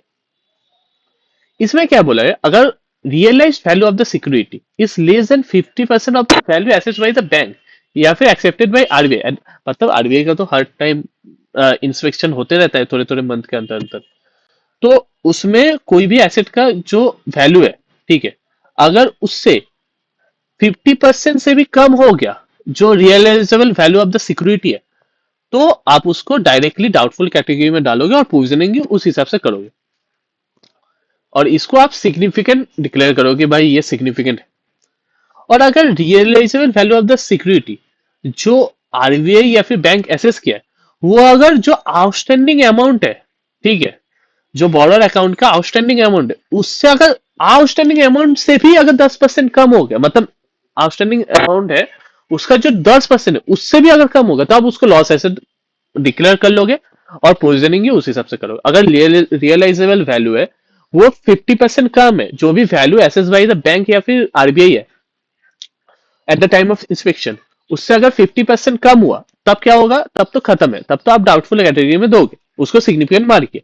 लेकिन अगर जो भी रियलाइजेबल वैल्यू है वो अगर 10% ऑफ द आउटस्टैंडिंग अमाउंट जो बॉर्डर अकाउंट के अंदर है उससे अगर 10% से भी कम हुआ, तब तो खत्म है, तब तो भाई बेरा कर किया, आप इग्नोर करो उस सिक्योरिटी को, आप डायरेक्ट लॉस एसेट में डालो उसको कि भाई मेरा तो प्रोविजनिंग भी उस हिसाब से होगा, 100% आउटस्टैंडिंग अमाउंट का मेरा प्रोविजनिंग होगा। Agriculture advances.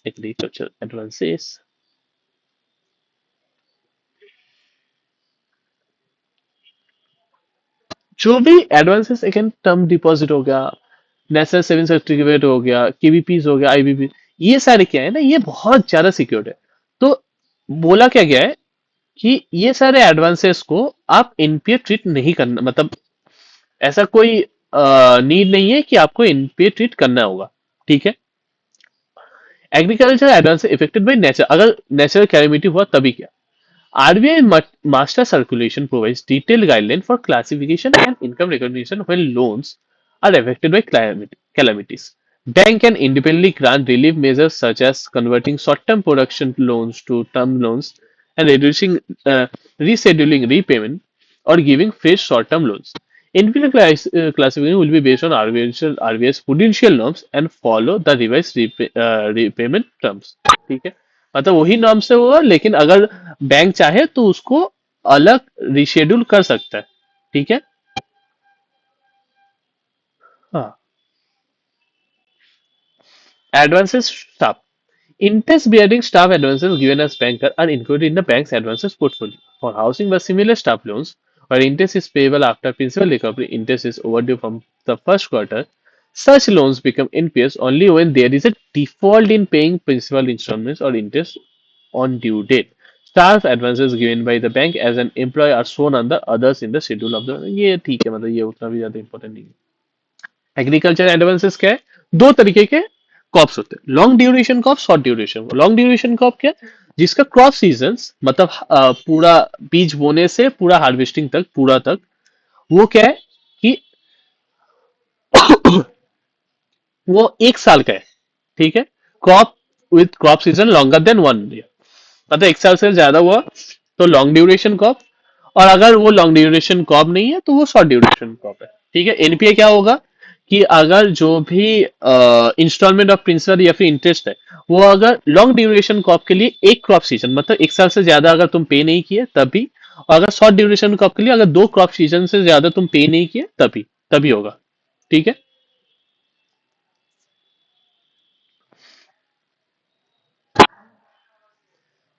एग्रीकल्चर एडवांसेस में क्या है कि भाई दो तरीके के लोन्स है, एक है लॉन्ग ड्यूरेशन क्रॉप, दूसरा है short duration crop. Long duration क्या है कि एक साल से मतलब उसका जो हार्वेस्टिंग पीरियड है, मतलब बीज बोने से हार्वेस्टिंग तक, वो 1 ईयर का है। और अगर एनपीए कभी होगा जब भी वो 1 ईयर का नहीं हो, मतलब 1 ईयर से ज्यादा अगर तुम पे नहीं किए इंस्टॉलमेंट ऑफ प्रिंसिपल या फिर इंटरेस्ट, तभी वो लॉन्ग मतलब एनपीए हो जाएगा। और अगर शॉर्ट ड्यूरेशन क्रॉप में आप दो जो क्रॉप सीजन में वो पे नहीं किए तभी। सैंक्शन लिमिट क्या है, मैं आपको बोल चुका हूँ कि total exposure that a bank can take on a particular client for facilities like CC और ओडी, या फिर नॉन फंडेड एक्सपोजर एक्सेट्रा। ठीक है। ड्राइंग पावर क्या है, limit up to which a firm और company can withdraw from the sanction limit. मतलब एक फर्म या फिर कंपनी को अगर सैंक्शन लिमिट किया गया है तो उससे भी कम ड्राइंग पावर होता है, जिससे आप मतलब उससे ड्राइंग पावर से ज्यादा वर्किंग कैपिटल के लिए आप पैसा नहीं ले सकते हो। ठीक है। बैंक का ड्यूटी क्या है, banks must ensure working capital drawings are supported by adequate current asset and with drawing power calculated from stock statement not older than 3 months. Outstanding amounts based on the older statement are considered irregular. ठीक है। Auditors concern क्या है कि जो भी stock statement हो गया, quarterly returns हो गया एंड अदर बॉरो सबमिशन हो गया, should be thoroughly reviewed and the audited annual report must also be examined and monthly stock statements should be compared with audited accounts to identify and explain any deviations. ठीक है। And other borrower submissions should be thoroughly reviewed, and the audited annual report must also be examined, and monthly stock statement should be compared. Audited account, ठीक है। Stock audit पहले, ये calculation of drawing पर थोड़ा बाद में आते हैं। स्टॉक ऑडिट क्या है कि स्टॉक ऑडिट मतलब क्या है कि अगर कोई भी पार्टी का मतलब बैंक का कोई भी पार्टी से फंडेड एक्सपोजर अगर 5 करोड़ से ज्यादा हुआ तो स्टॉक ऑडिट चाहिए होता है। और इन कंसोर्टियम अरेंजमेंट मतलब बहुत सारे बैंक मिल, कंसोर्टियम लेंडिंग क्या है कि बहुत सारे बैंक मिलके एक बंदे को लेंड किया है। Consortium arrangement where the bank is not lead, the branches should obtain the stock audit report from the lead bank. During audit, these reports must be reviewed carefully. मतलब ऑब्वियसली स्टॉक ऑडिट रिपोर्ट जो भी होता है ना उसको carefully review करना चाहिए कि जो भी, सॉरी, जो भी सिक्योरिटी का वैल्यूएशन है, मतलब सिक्योरिटी के ऊपर ही डीपी कैलकुलेशन होता है। ठीक है। आप अभी देखोगे ये फॉर्मूला में, तो उस हिसाब से वो डीपी प्रॉपरली कैलकुलेट हुआ है कि नहीं।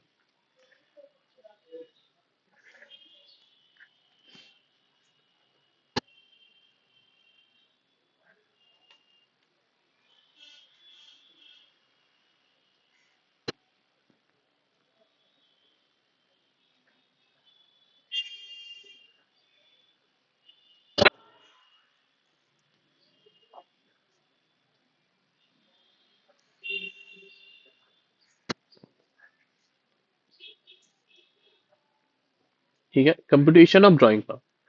कंप्यूटेशन ऑफ ड्राइंग पावर क्या है? स्टॉक्स एज रियलाइजेबल वैल्यू, ठीक है, लेस अनपेड स्टॉक, सिंडिकेटर्स, मतलब स्टॉक्स हो जो 1000 है, ठीक है, अनपेड स्टॉक मतलब क्या, सिंडिकेटर्स होगा, एक्सेप्टेंस या फिर लेटर ऑफ क्रेडिट्स हो गया, ठीक है, वो सारे आप माइनस करो, तो क्या है, पेड फॉर स्टॉक्स 400 हो गया, मार्जिन उसमें लगाओ, ये है स्टॉक का वैल्यू जिसपे आपका डीपी कैलकुलेट होगा, स्टॉक और डेटर्स। डेटर्स क्या है, total debtors. In eligible debtors क्या है कि बहुत सारे बैंक्स थे, it is a requirement that the data should be aged between max to max 0 to 90 days, मतलब वही सारे डेटर्स को लिया जाएगा जो अभी तक 3 महीने से पेमेंट नहीं किया है, ठीक है, या फिर 120 दिन, अगर उससे ज्यादा का डेटर्स नहीं हो, मतलब 1 साल से वो डेटर बन के रखा है कि भाई कोई पैसा दे ही नहीं रहा है, तो वो डेटर्स नहीं हुआ, ठीक है, तो वो इन एलिजिबल डेटर्स को काटो, फिर ये है एलिजिबल डेटर्स, फिर उसके ऊपर मार्जिन लगाओ, मार्जिन के ऊपर ये दोनों दोनों स्टॉक को ऐड करो, फिर जितना टोटल डीपी होगा ये मैक्स टू मैक्स आप ले सकते हो, ठीक है।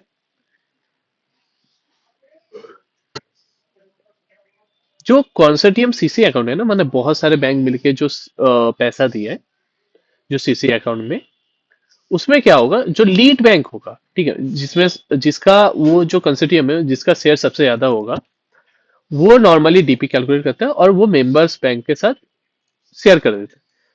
बॉरोअर के रिक्वेस्ट पे मे बी, मतलब कोई भी share of the member bank, ठीक है, जो भी मेंबर है, ये बॉरोअर के रिक्वेस्ट पे ऐसा हो सकता है कि किसी का शेयर वो ज्यादा या फिर कम हो, ठीक है, कोई भी बैंक का।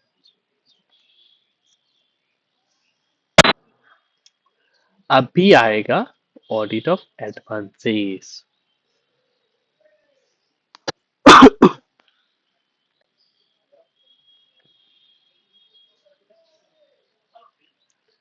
ऑडिट ऑफ एडवांसेस अभी कितना टाइम हुआ, करीब करीब 1.5 घंटे के करीब हुआ, ठीक है, तो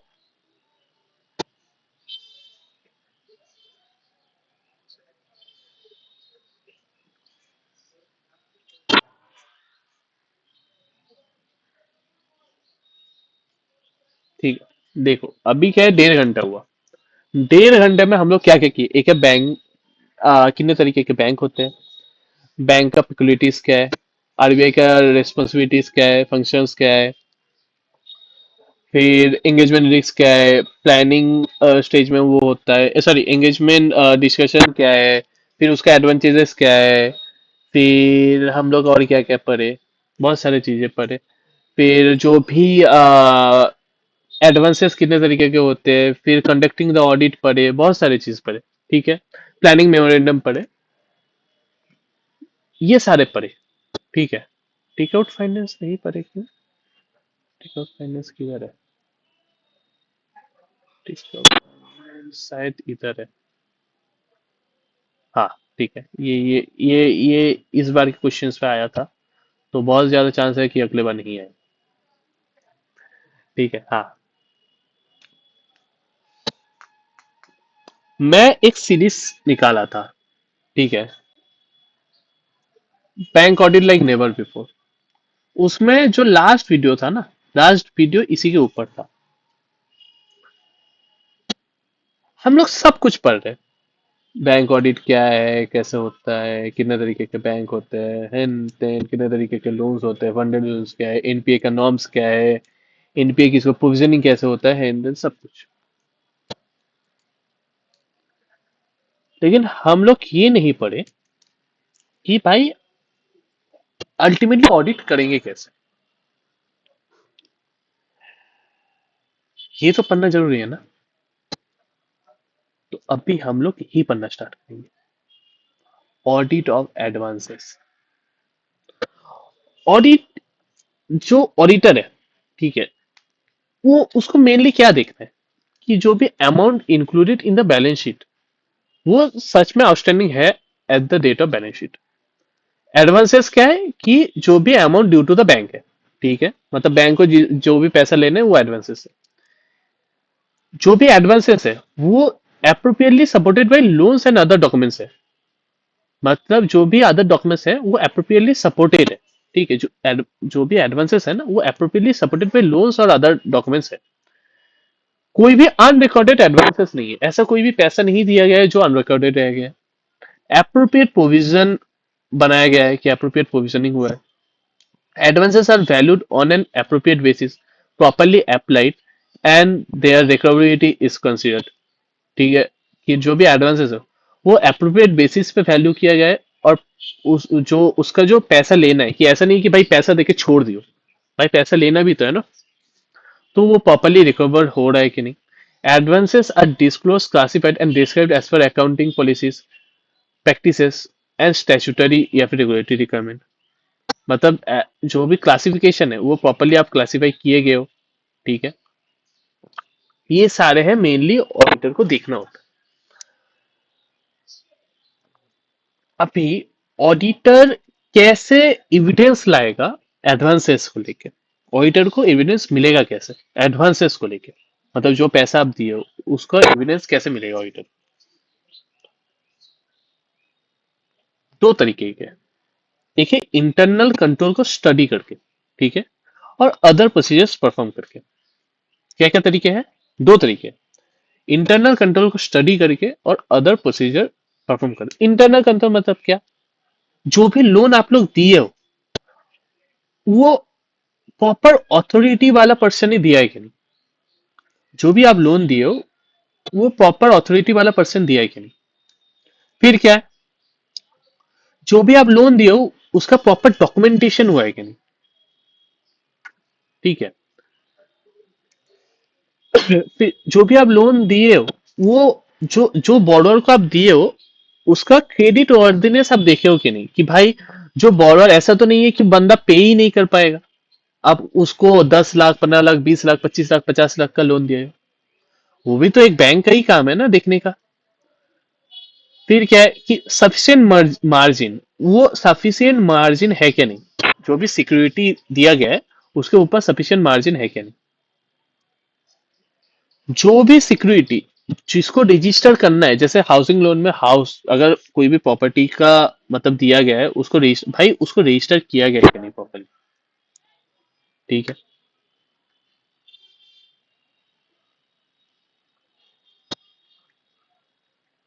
ठीक है,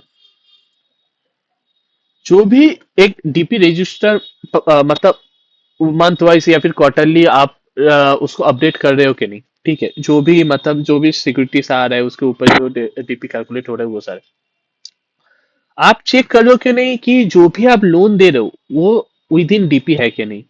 या फिर अगर कोई ड्राइंग पावर या फिर सैंक्शन लिमिट से ज्यादा हो गया तो वो प्रॉपरली रिपोर्ट हो रहा है कि नहीं। And account should be regularly review, obviously account तो रेगुलरली रिव्यू करना ही है।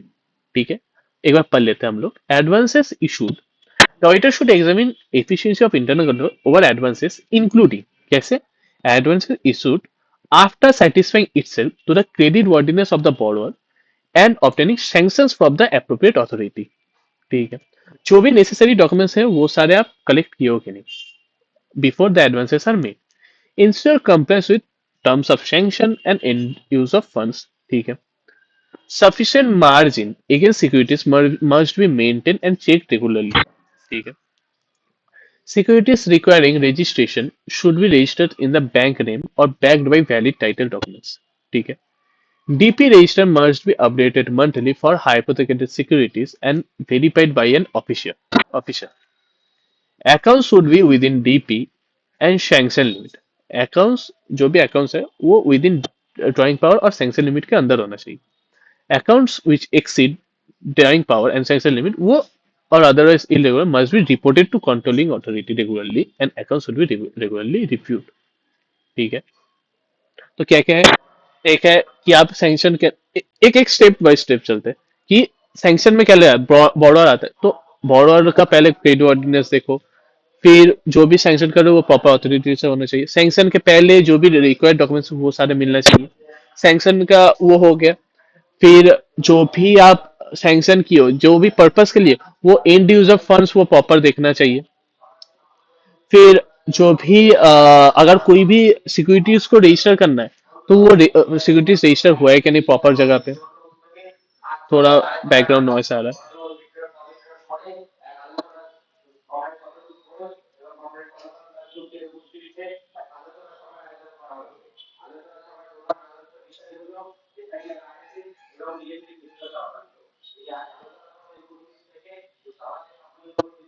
हाँ, फिर क्या है कि जो डीपी रजिस्टर है, ठीक है, वो प्रॉपरली मेंटेन हो रहा है कि नहीं, जो भी आप सिक्योरिटीज लिए उसके ऊपर प्रॉपर मार्जिन आ रहा है कि नहीं, आप प्रॉपर मार्जिन रख के ही आप सिक्योरिटीज को दे रहे हो, ठीक है, उसके ऊपर लोन्स दे रहे हो, वो हो गया।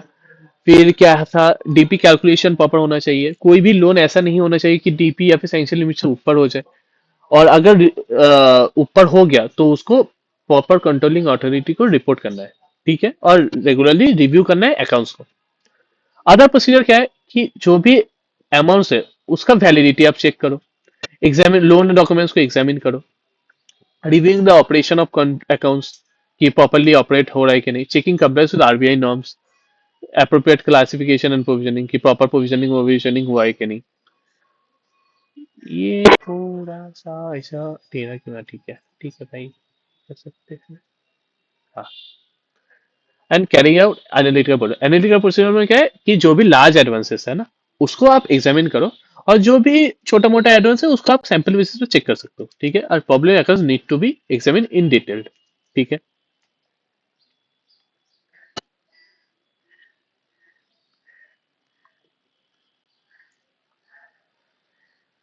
देखो, अभी क्या है ना, अगर आप ही सेम चीज आप अगर बुक में देखना चाहोगे तो बहुत चीज मिलेगा, ठीक है, कि इनकम है, ये एक्सपेंडिचर है, ये है वो है, बहुत सारी चीज मिलेगा कि इनकम में ये आएगा, एक्सपेंडिचर में ये आएगा, लेकिन क्या क्या आएगा। तो बुक में क्या था कि इंटरेस्ट जब भी आप पढ़ा रहे हो तो इंटरेस्ट में वो बोले कि भाई इंटरेस्ट में ये आएगा, फिर एक्सपेंडिचर के जब भी आप चैप्टर मतलब वो जब भी सेक्शन आएगा उसके पहले एक्सपेंस, लेकिन भाई मैंने क्या किया, मैं एक ही जगह पे कोशिश किया हूँ कि पूरे जो भी एक्सपेंडिचर्स है, जो भी इनकम्स है, उसको मैं क्लब कर लूँ। तो क्या होगा, आपको एक बार में समझ आ जाएगा कि भाई ये इंटरेस्ट में क्या मतलब इनकम में क्या क्या आता है और एक्सपेंस में क्या क्या आता है, ठीक है।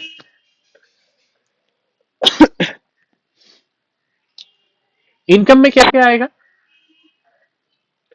जो भी इंटरेस्ट अर्न हुआ है, ठीक है, जैसे कि इंटरेस्ट या फिर डिस्काउंट ऑन एडवांस या फिर बिल्स बताए, जो भी एडवांसेस दिए हैं उसमें इंटरेस्ट, इन्वेस्टमेंट में इंटरेस्ट, जो भी आरबीआई के पास या फिर दूसरे बैंकों के पास ये बैंक का पैसा है उसमें भी इंटरेस्ट, और कोई भी अदर अगर इंटरेस्ट हो तो।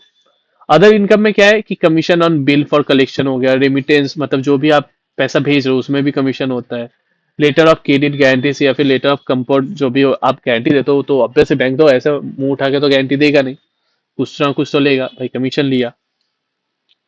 फिर जो भी गवर्नमेंट एजेंट मतलब जैसे सुकन्या समृद्धि योजना हो गया, पीपीएफ का खुला हो मतलब कोई अकाउंट ओपनिंग हो, वो सब में भी तो आप लोग कमीशन खाते हो, मतलब बैंक लोग कमीशन लेते हैं, वो सारे।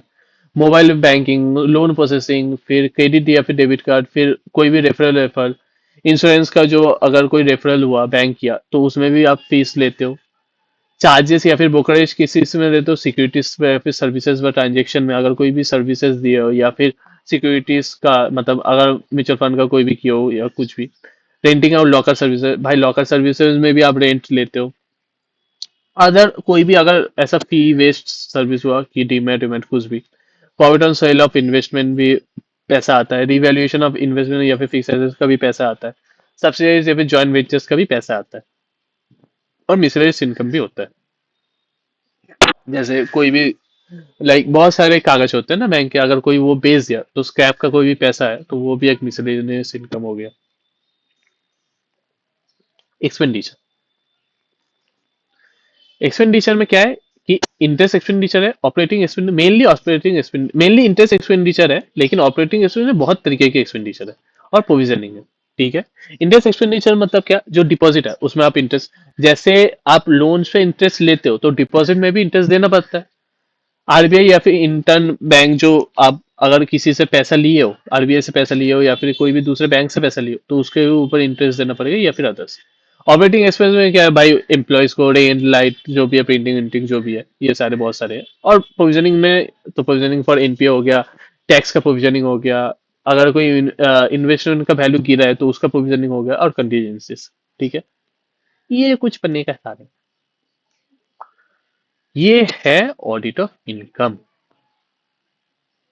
ठीक है, अभी ऑडिट ऑफ इनकम हम लोग एडवांसेस में पढ़े कि भाई बोरोअर का क्रेडिट वर्दिनेस देखो, ये देखो डॉक्यूमेंट्स प्रॉपरली है कि नहीं, जो रजिस्टर, जो सिक्योरिटी रजिस्टर होना चाहिए वो प्रॉपरली रजिस्टर है कि नहीं, फिर सैंक्शन प्रॉपर ऑथोरिटी से हुआ कि नहीं, सिक्योरिटीज पे प्रॉपर मार्जिन लगा है कि नहीं। बैंक ऑडिट पता है, आप अगर बैंक ऑडिट को एक अच्छे से समझ पाओ ना, लाइक थोड़ा दिमाग लगा कर अगर थोड़ा समझ पाओ, प्रैक्टिकली सोचो। बैंक ऑडिट क्या, पूरा ऑडिट ही इतना ज्यादा प्रैक्टिकल सब्जेक्ट है ना, आप अगर प्रैक्टिकली सोचो तो ऐसा कोई दिक्कत होगा नहीं आपको। ठीक है, आप ऑडिट को ऐसे निकाल सकते हो, ऐसे। बस आपको शांति से बस पढ़ना है और प्रैक्टिकली थोड़ा समझना है कि भाई ऑडिट बोलना क्या चाहता है, ये बंदा बोलता है। ठीक है, आप करो, होगा। इस बार तो मेरे को पक्का है कि आप तो पास हो ही जाओगे।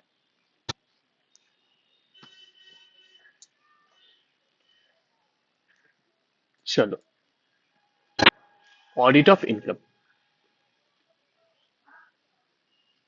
ऑडिट ऑफ इनकम में क्या है कि ऑडिटर्स कंसर्न क्या है, audit auditor is primary concern with reasonable assurance that income relates to valid transaction of proper period pertain to bank recorded at appropriate level and there is no unrecorded amount।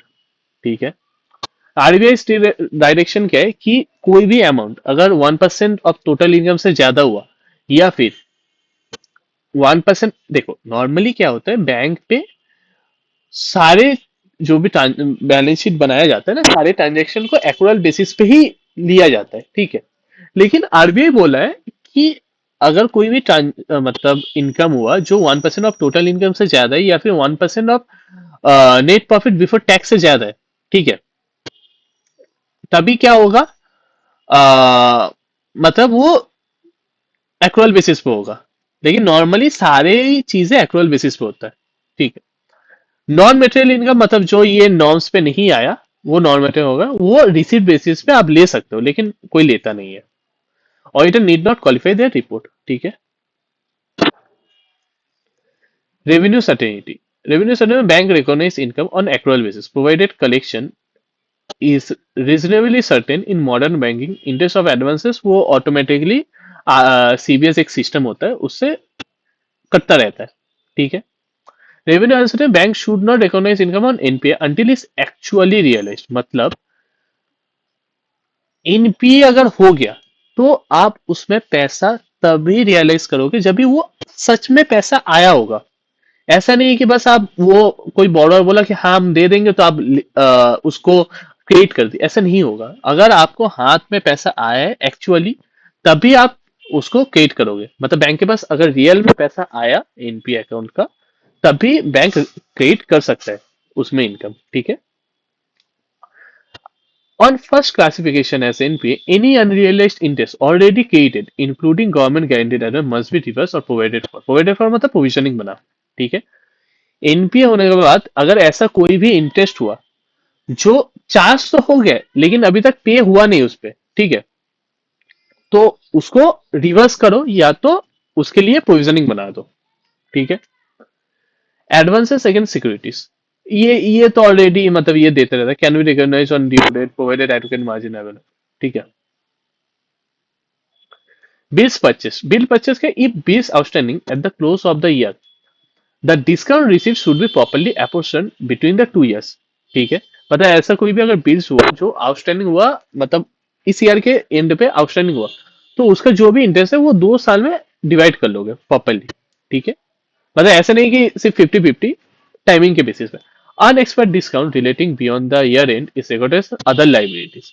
Further, discount paid on rediscounting bills cannot be netted off against discount earned। ठीक है, obviously अगर discount paid हुआ, आप discount earn से आप set up नहीं कर सकते हो।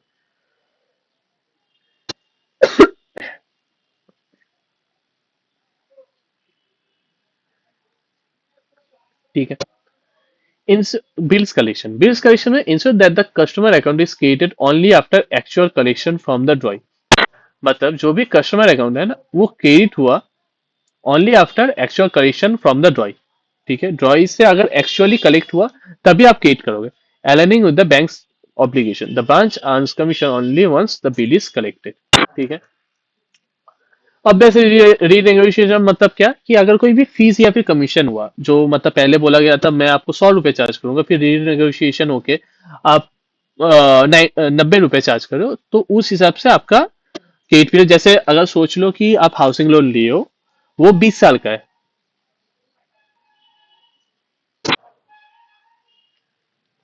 अगर आप हाउसिंग लोन लिए हो, ठीक है, वो पहले था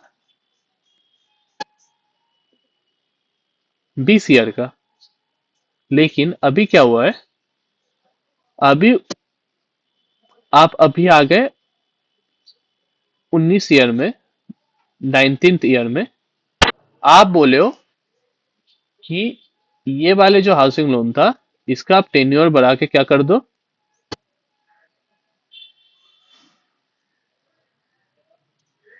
30 साल कर दो। तो ऑब्वियसली बैंक ये जो फैसिलिटी दे रहा है इसको तो फ्री में देगा नहीं, तो बैंक चार्ज करेगा कमीशन।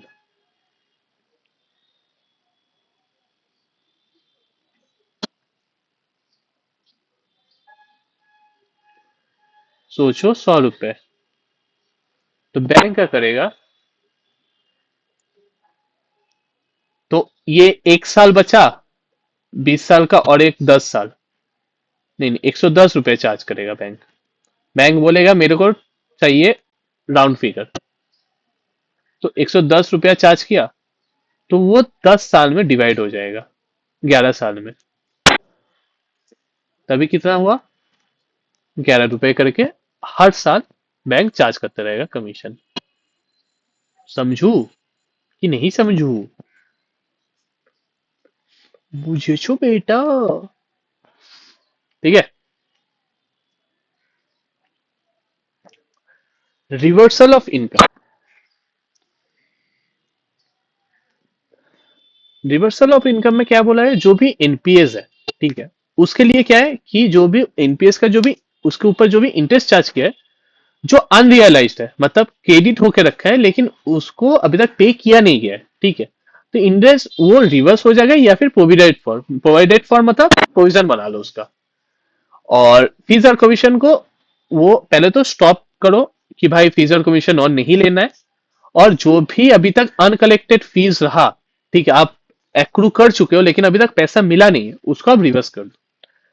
अगर कोई भी इनकम को अगर रॉन्ग रिकॉग्निशन हो गया कि गलती से आप रिकॉग्नाइज कर दिए, तो करेंट ईयर में अगर कोई भी ऐसा हुआ तब तो रिवर्स कर दो, तब तो कोई दिक्कत नहीं है।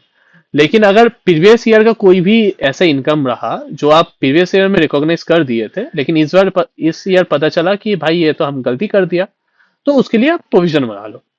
An auditor should inquire about any unexpected large debits in interest income account or borrower communication regarding difference in interest charged and whether appropriate action is taken। ठीक है, borrower commission regarding borrower communication regarding difference in interest charge and whether appropriate action taken, मतलब अगर कोई भी interest charge में difference हुआ तो क्यों हुआ, और इसके रिजॉल्व करने के लिए कोई भी ट्रांजेक्शन लिया जा रहा है कि नहीं। ठीक है,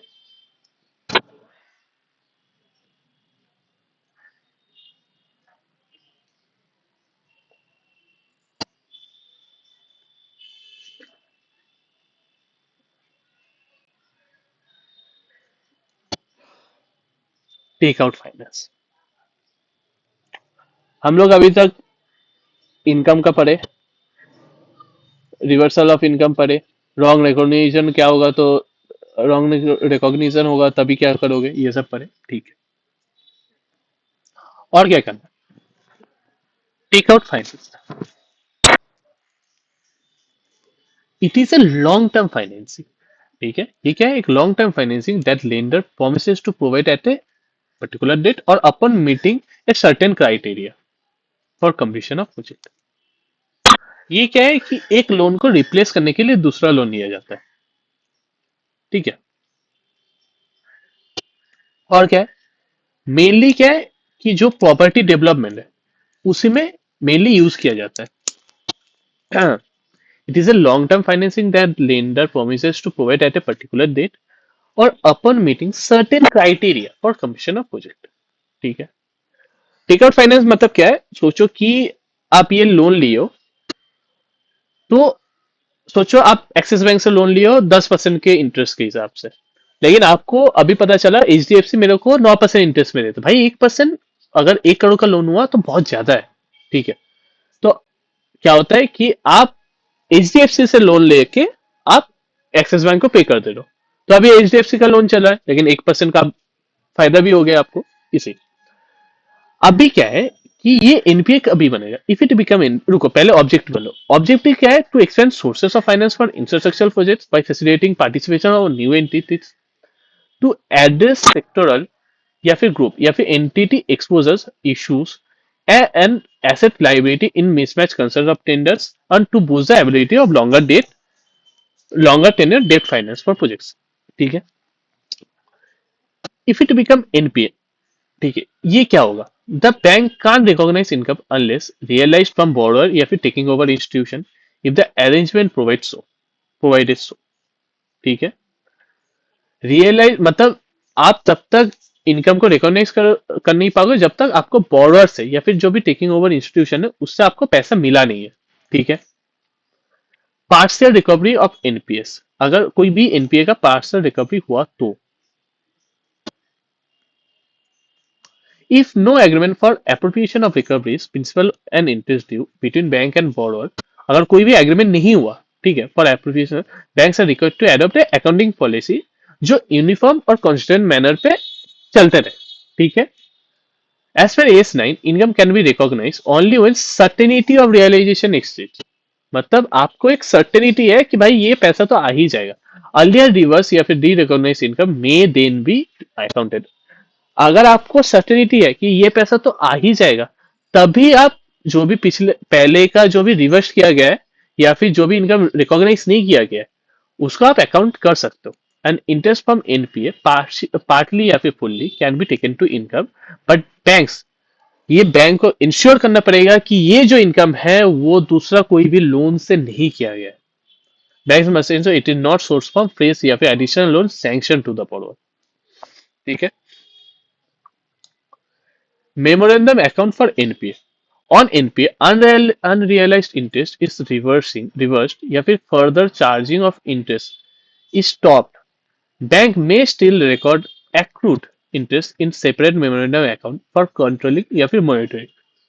This interest is not included in collateral. मतलब क्या है कि बैंक जस्ट एक देखने के लिए कि भाई टोटल मेरा इंटरेस्ट कितना चल रहा है एनपीए में, वो क्या करता है, जो भी अनरियलाइज्ड इंटरेस्ट है नॉर्मली तो वो रिवर्स कर देता है फिर चार्ज करना बंद है, लेकिन बैंक क्या करता है एक अलग से एक सेपरेट अकाउंट बनाया था. ये कर सकता है बैंक, ऐसा नहीं है कि करता ही है, बैंक कर सकता है कि इंटरेस्ट पे एक सेपरेट मेमोरेंडम अकाउंट बना दे कि मेरे को इसमें दिखता रहे कि एनपीए में कितना इंटरेस्ट चार्ज होते रहे. ठीक है. फॉर कंट्रोलिंग और मॉनिटरिंग, लेकिन ये ग्रॉस एडवांस में इंक्लूड नहीं होगा. ठीक है. ऑब्वियसली इन्वेस्टमेंट में सेम ही है कि भाई इंटरेस्ट इनकम हो सकता है, प्रॉफिट ऑन सेल हो सकता है या फिर गेन ऑन रिवोल्यूशन हो सकता है, या गेन या फिर लॉस जो भी है. इंटरेस्ट इनकम में क्या है कि वही तो गवर्नमेंट से ये सब सारे के इंक्लूड है, एक्सक्लूड करो dividends from subsidy and joint venture. Broken period interest जो भी है and amortisation on premium of SLR is netted off from the interest income. ये दोनों आपको पढ़ना नहीं है, बस आप जान लो कि बोकन पीरियड इंटरेस्ट जो भी सिक्योरिटीज परचेस में है और amortisation of premium of SLR ये नेट ऑफ होता है इंटरेस्ट इनकम से. बस. ठीक है. और ऑब्वियसली अगर प्रॉफिट ऑन सेल हुआ इन्वेस्टमेंट तब तो पीएलए में जाएगा, और अगर डिप्रिसिएशन या फिर अप्रिसिएशन हुआ वैल्यूएशन में तो वो भी पीएलएल में जाएगा. ये है last part, audit of expenses. हम लोग बैंक ऑडिट के लास्ट के करीब आ गए.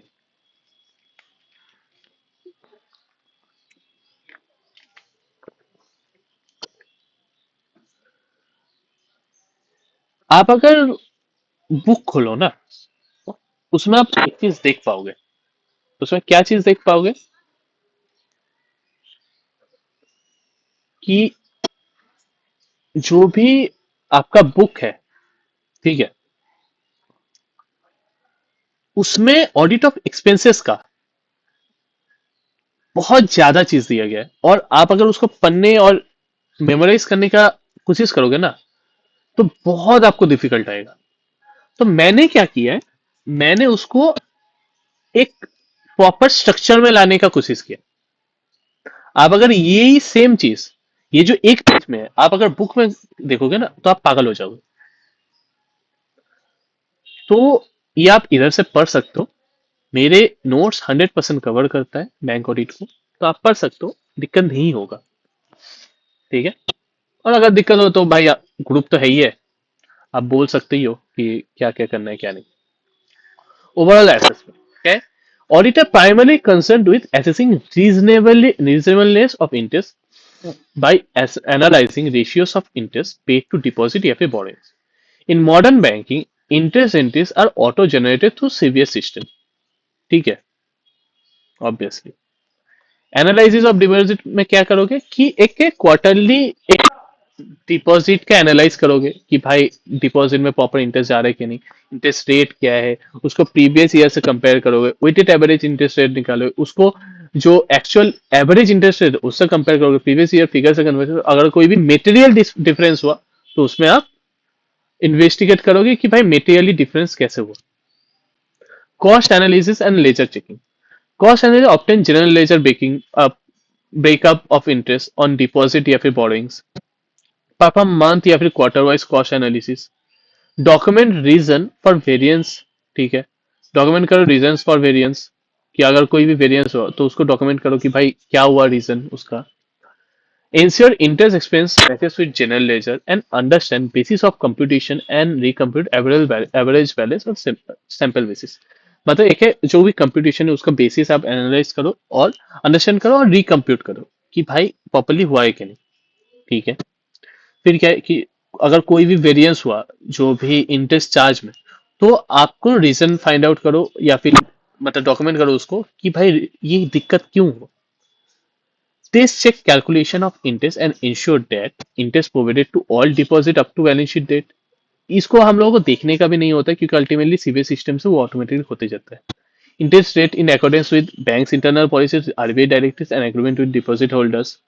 Interest branch inter branch branch balances follow RBI या फिर जो भी हेड ऑफिस का रेट्स है वो सारे। ठीक।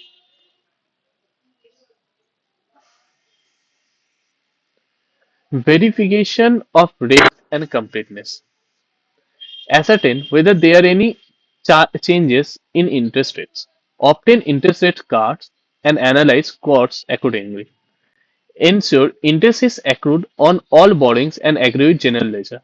Recompute accrual using rate, frequency, elapsed period till balance sheet date, etc. From term sheet agreement, etc.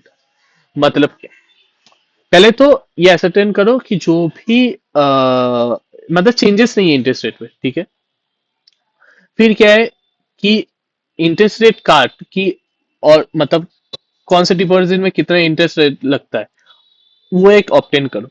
फिर क्या है कि जो भी इंटरेस्ट चार्ज हुए वो सारे बोरोइंग्स पे चार्ज हुए। ठीक है। And recompute accrual using interest rate, using rate, frequency and elapsed period till balance sheet date from term sheet या फिर agreement etcetera. And ensure no significant difference, मतलब सिग्निफिकेंट डिफरेंस नहीं हो इंटरेस्ट चार्ज। ऑपरेटिंग एक्सपेंस में वही है कि study and evaluate internal control relating to expense, including मतलब जो भी आप एक्सपेंस करो वो प्रॉपर्ली ऑथोराइज होना चाहिए।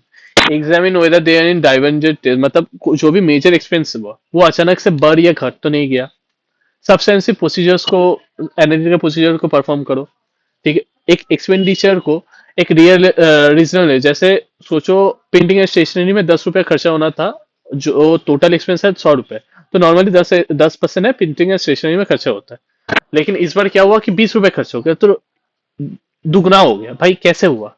ठीक है। तो उसका रीजनलनेस एक चेक करो कि भाई ऐसा अचानक से बढ़ तो नहीं गया, अगर बढ़ गया है तो उसको वेरीफाई करो कि उसका प्रॉपर डॉक्यूमेंट्स है कि नहीं। बढ़ सकता है, ऐसा नहीं है कि नहीं बढ़ सकता है, लेकिन उसका डॉक्यूमेंट्स तो प्रॉपर होना चाहिए। ऐसा verify expense with supporting documents and check calculations. Provisions and contingency, insert complaints of regulatory requirement providing regarding provisions. ठीक है, जो भी रेगुलेटरी रिक्वायरमेंट है उसका कंप्लायंस चेक करो। Obtain an understanding how the bank compares provisions on the standard assets and NPAs. ठीक है, it includes checking the basis of classification of advances. Auditor में verify loan classification on sample basis. Obtain an understanding how the bank compares provisions on standard assets and NPS. It includes checking the basis of classifications of advance. Auditor may verify loan classification on sample basis. ठीक है, obviously classification को देखो कि proper provisioning हुआ है कि नहीं, वो चेक करो। Obtain detail breakup of standard and NPL loans and agree with general ledger, कि जनरल लेजर में भी सेम ही है जो स्टैंडर्ड और एनपीएल लोन्स में हुआ है। Obtain tax provision computation from banks management and verify the nature of items debited and credited to P&L account to ascertain that the same are appropriately considered. Tax provision computation from banks management and verify the nature of items debited and credited to P&L account to ascertain that the same are appropriately considered, and examine provision for expense with reference to the circumstances requiring them. Assess their adequacy by discussing and obtaining explanation from management. मतलब जो भी expense का provision है वो उसको देखो कि जो भी सरकमटेंस है उसका प्रॉपरली हुआ है कि नहीं, उसके रिफरेंस में प्रॉपरली हुआ है कि नहीं, और उसको वो एडुकेट है कि नहीं, और डिस्कस करो और मैनेजमेंट से एक्सप्लेनेशन लो कि अगर एडुकेट नहीं है तो क्यों नहीं। ऐसा, तो ये था हम लोगों का बैंक ऑडिट। मेनली क्या है कि जो इंटरेस्ट एक्सपेंस में मेनली क्या देखना है कि जो भी एक्सपेंस है वो वेटेड एवरेज से, एवरेज जो भी इंटरेस्ट है उसको आप कंपेयर करो एक्चुअल एवरेज इंटरेस्ट से और प्रीवियस ईयर के। फिर देखो कि जो सारे डिपॉजिट में वो मतलब जो भी लोन्स या फिर जो भी डिपॉजिट में इंटरेस्ट किया है तो वो सारे डिपॉजिट में किया है कि नहीं up to balance sheet date, वो जनरल लेवल लेजर से मतलब मैचअप करो। फिर कॉस्ट एनालिसिस करो क्वार्टरली बेसिस पे। तो ये सारे ऑपरेटिंग एक्सपेंस में क्या है कि जो भी एक्सपेंस है वो प्रॉपरली ऑथोराइज होना चाहिए। कोई भी मेजर एक्सपेंस है उसमें कोई डाइवर्जन ट्रेंड नहीं होना चाहिए।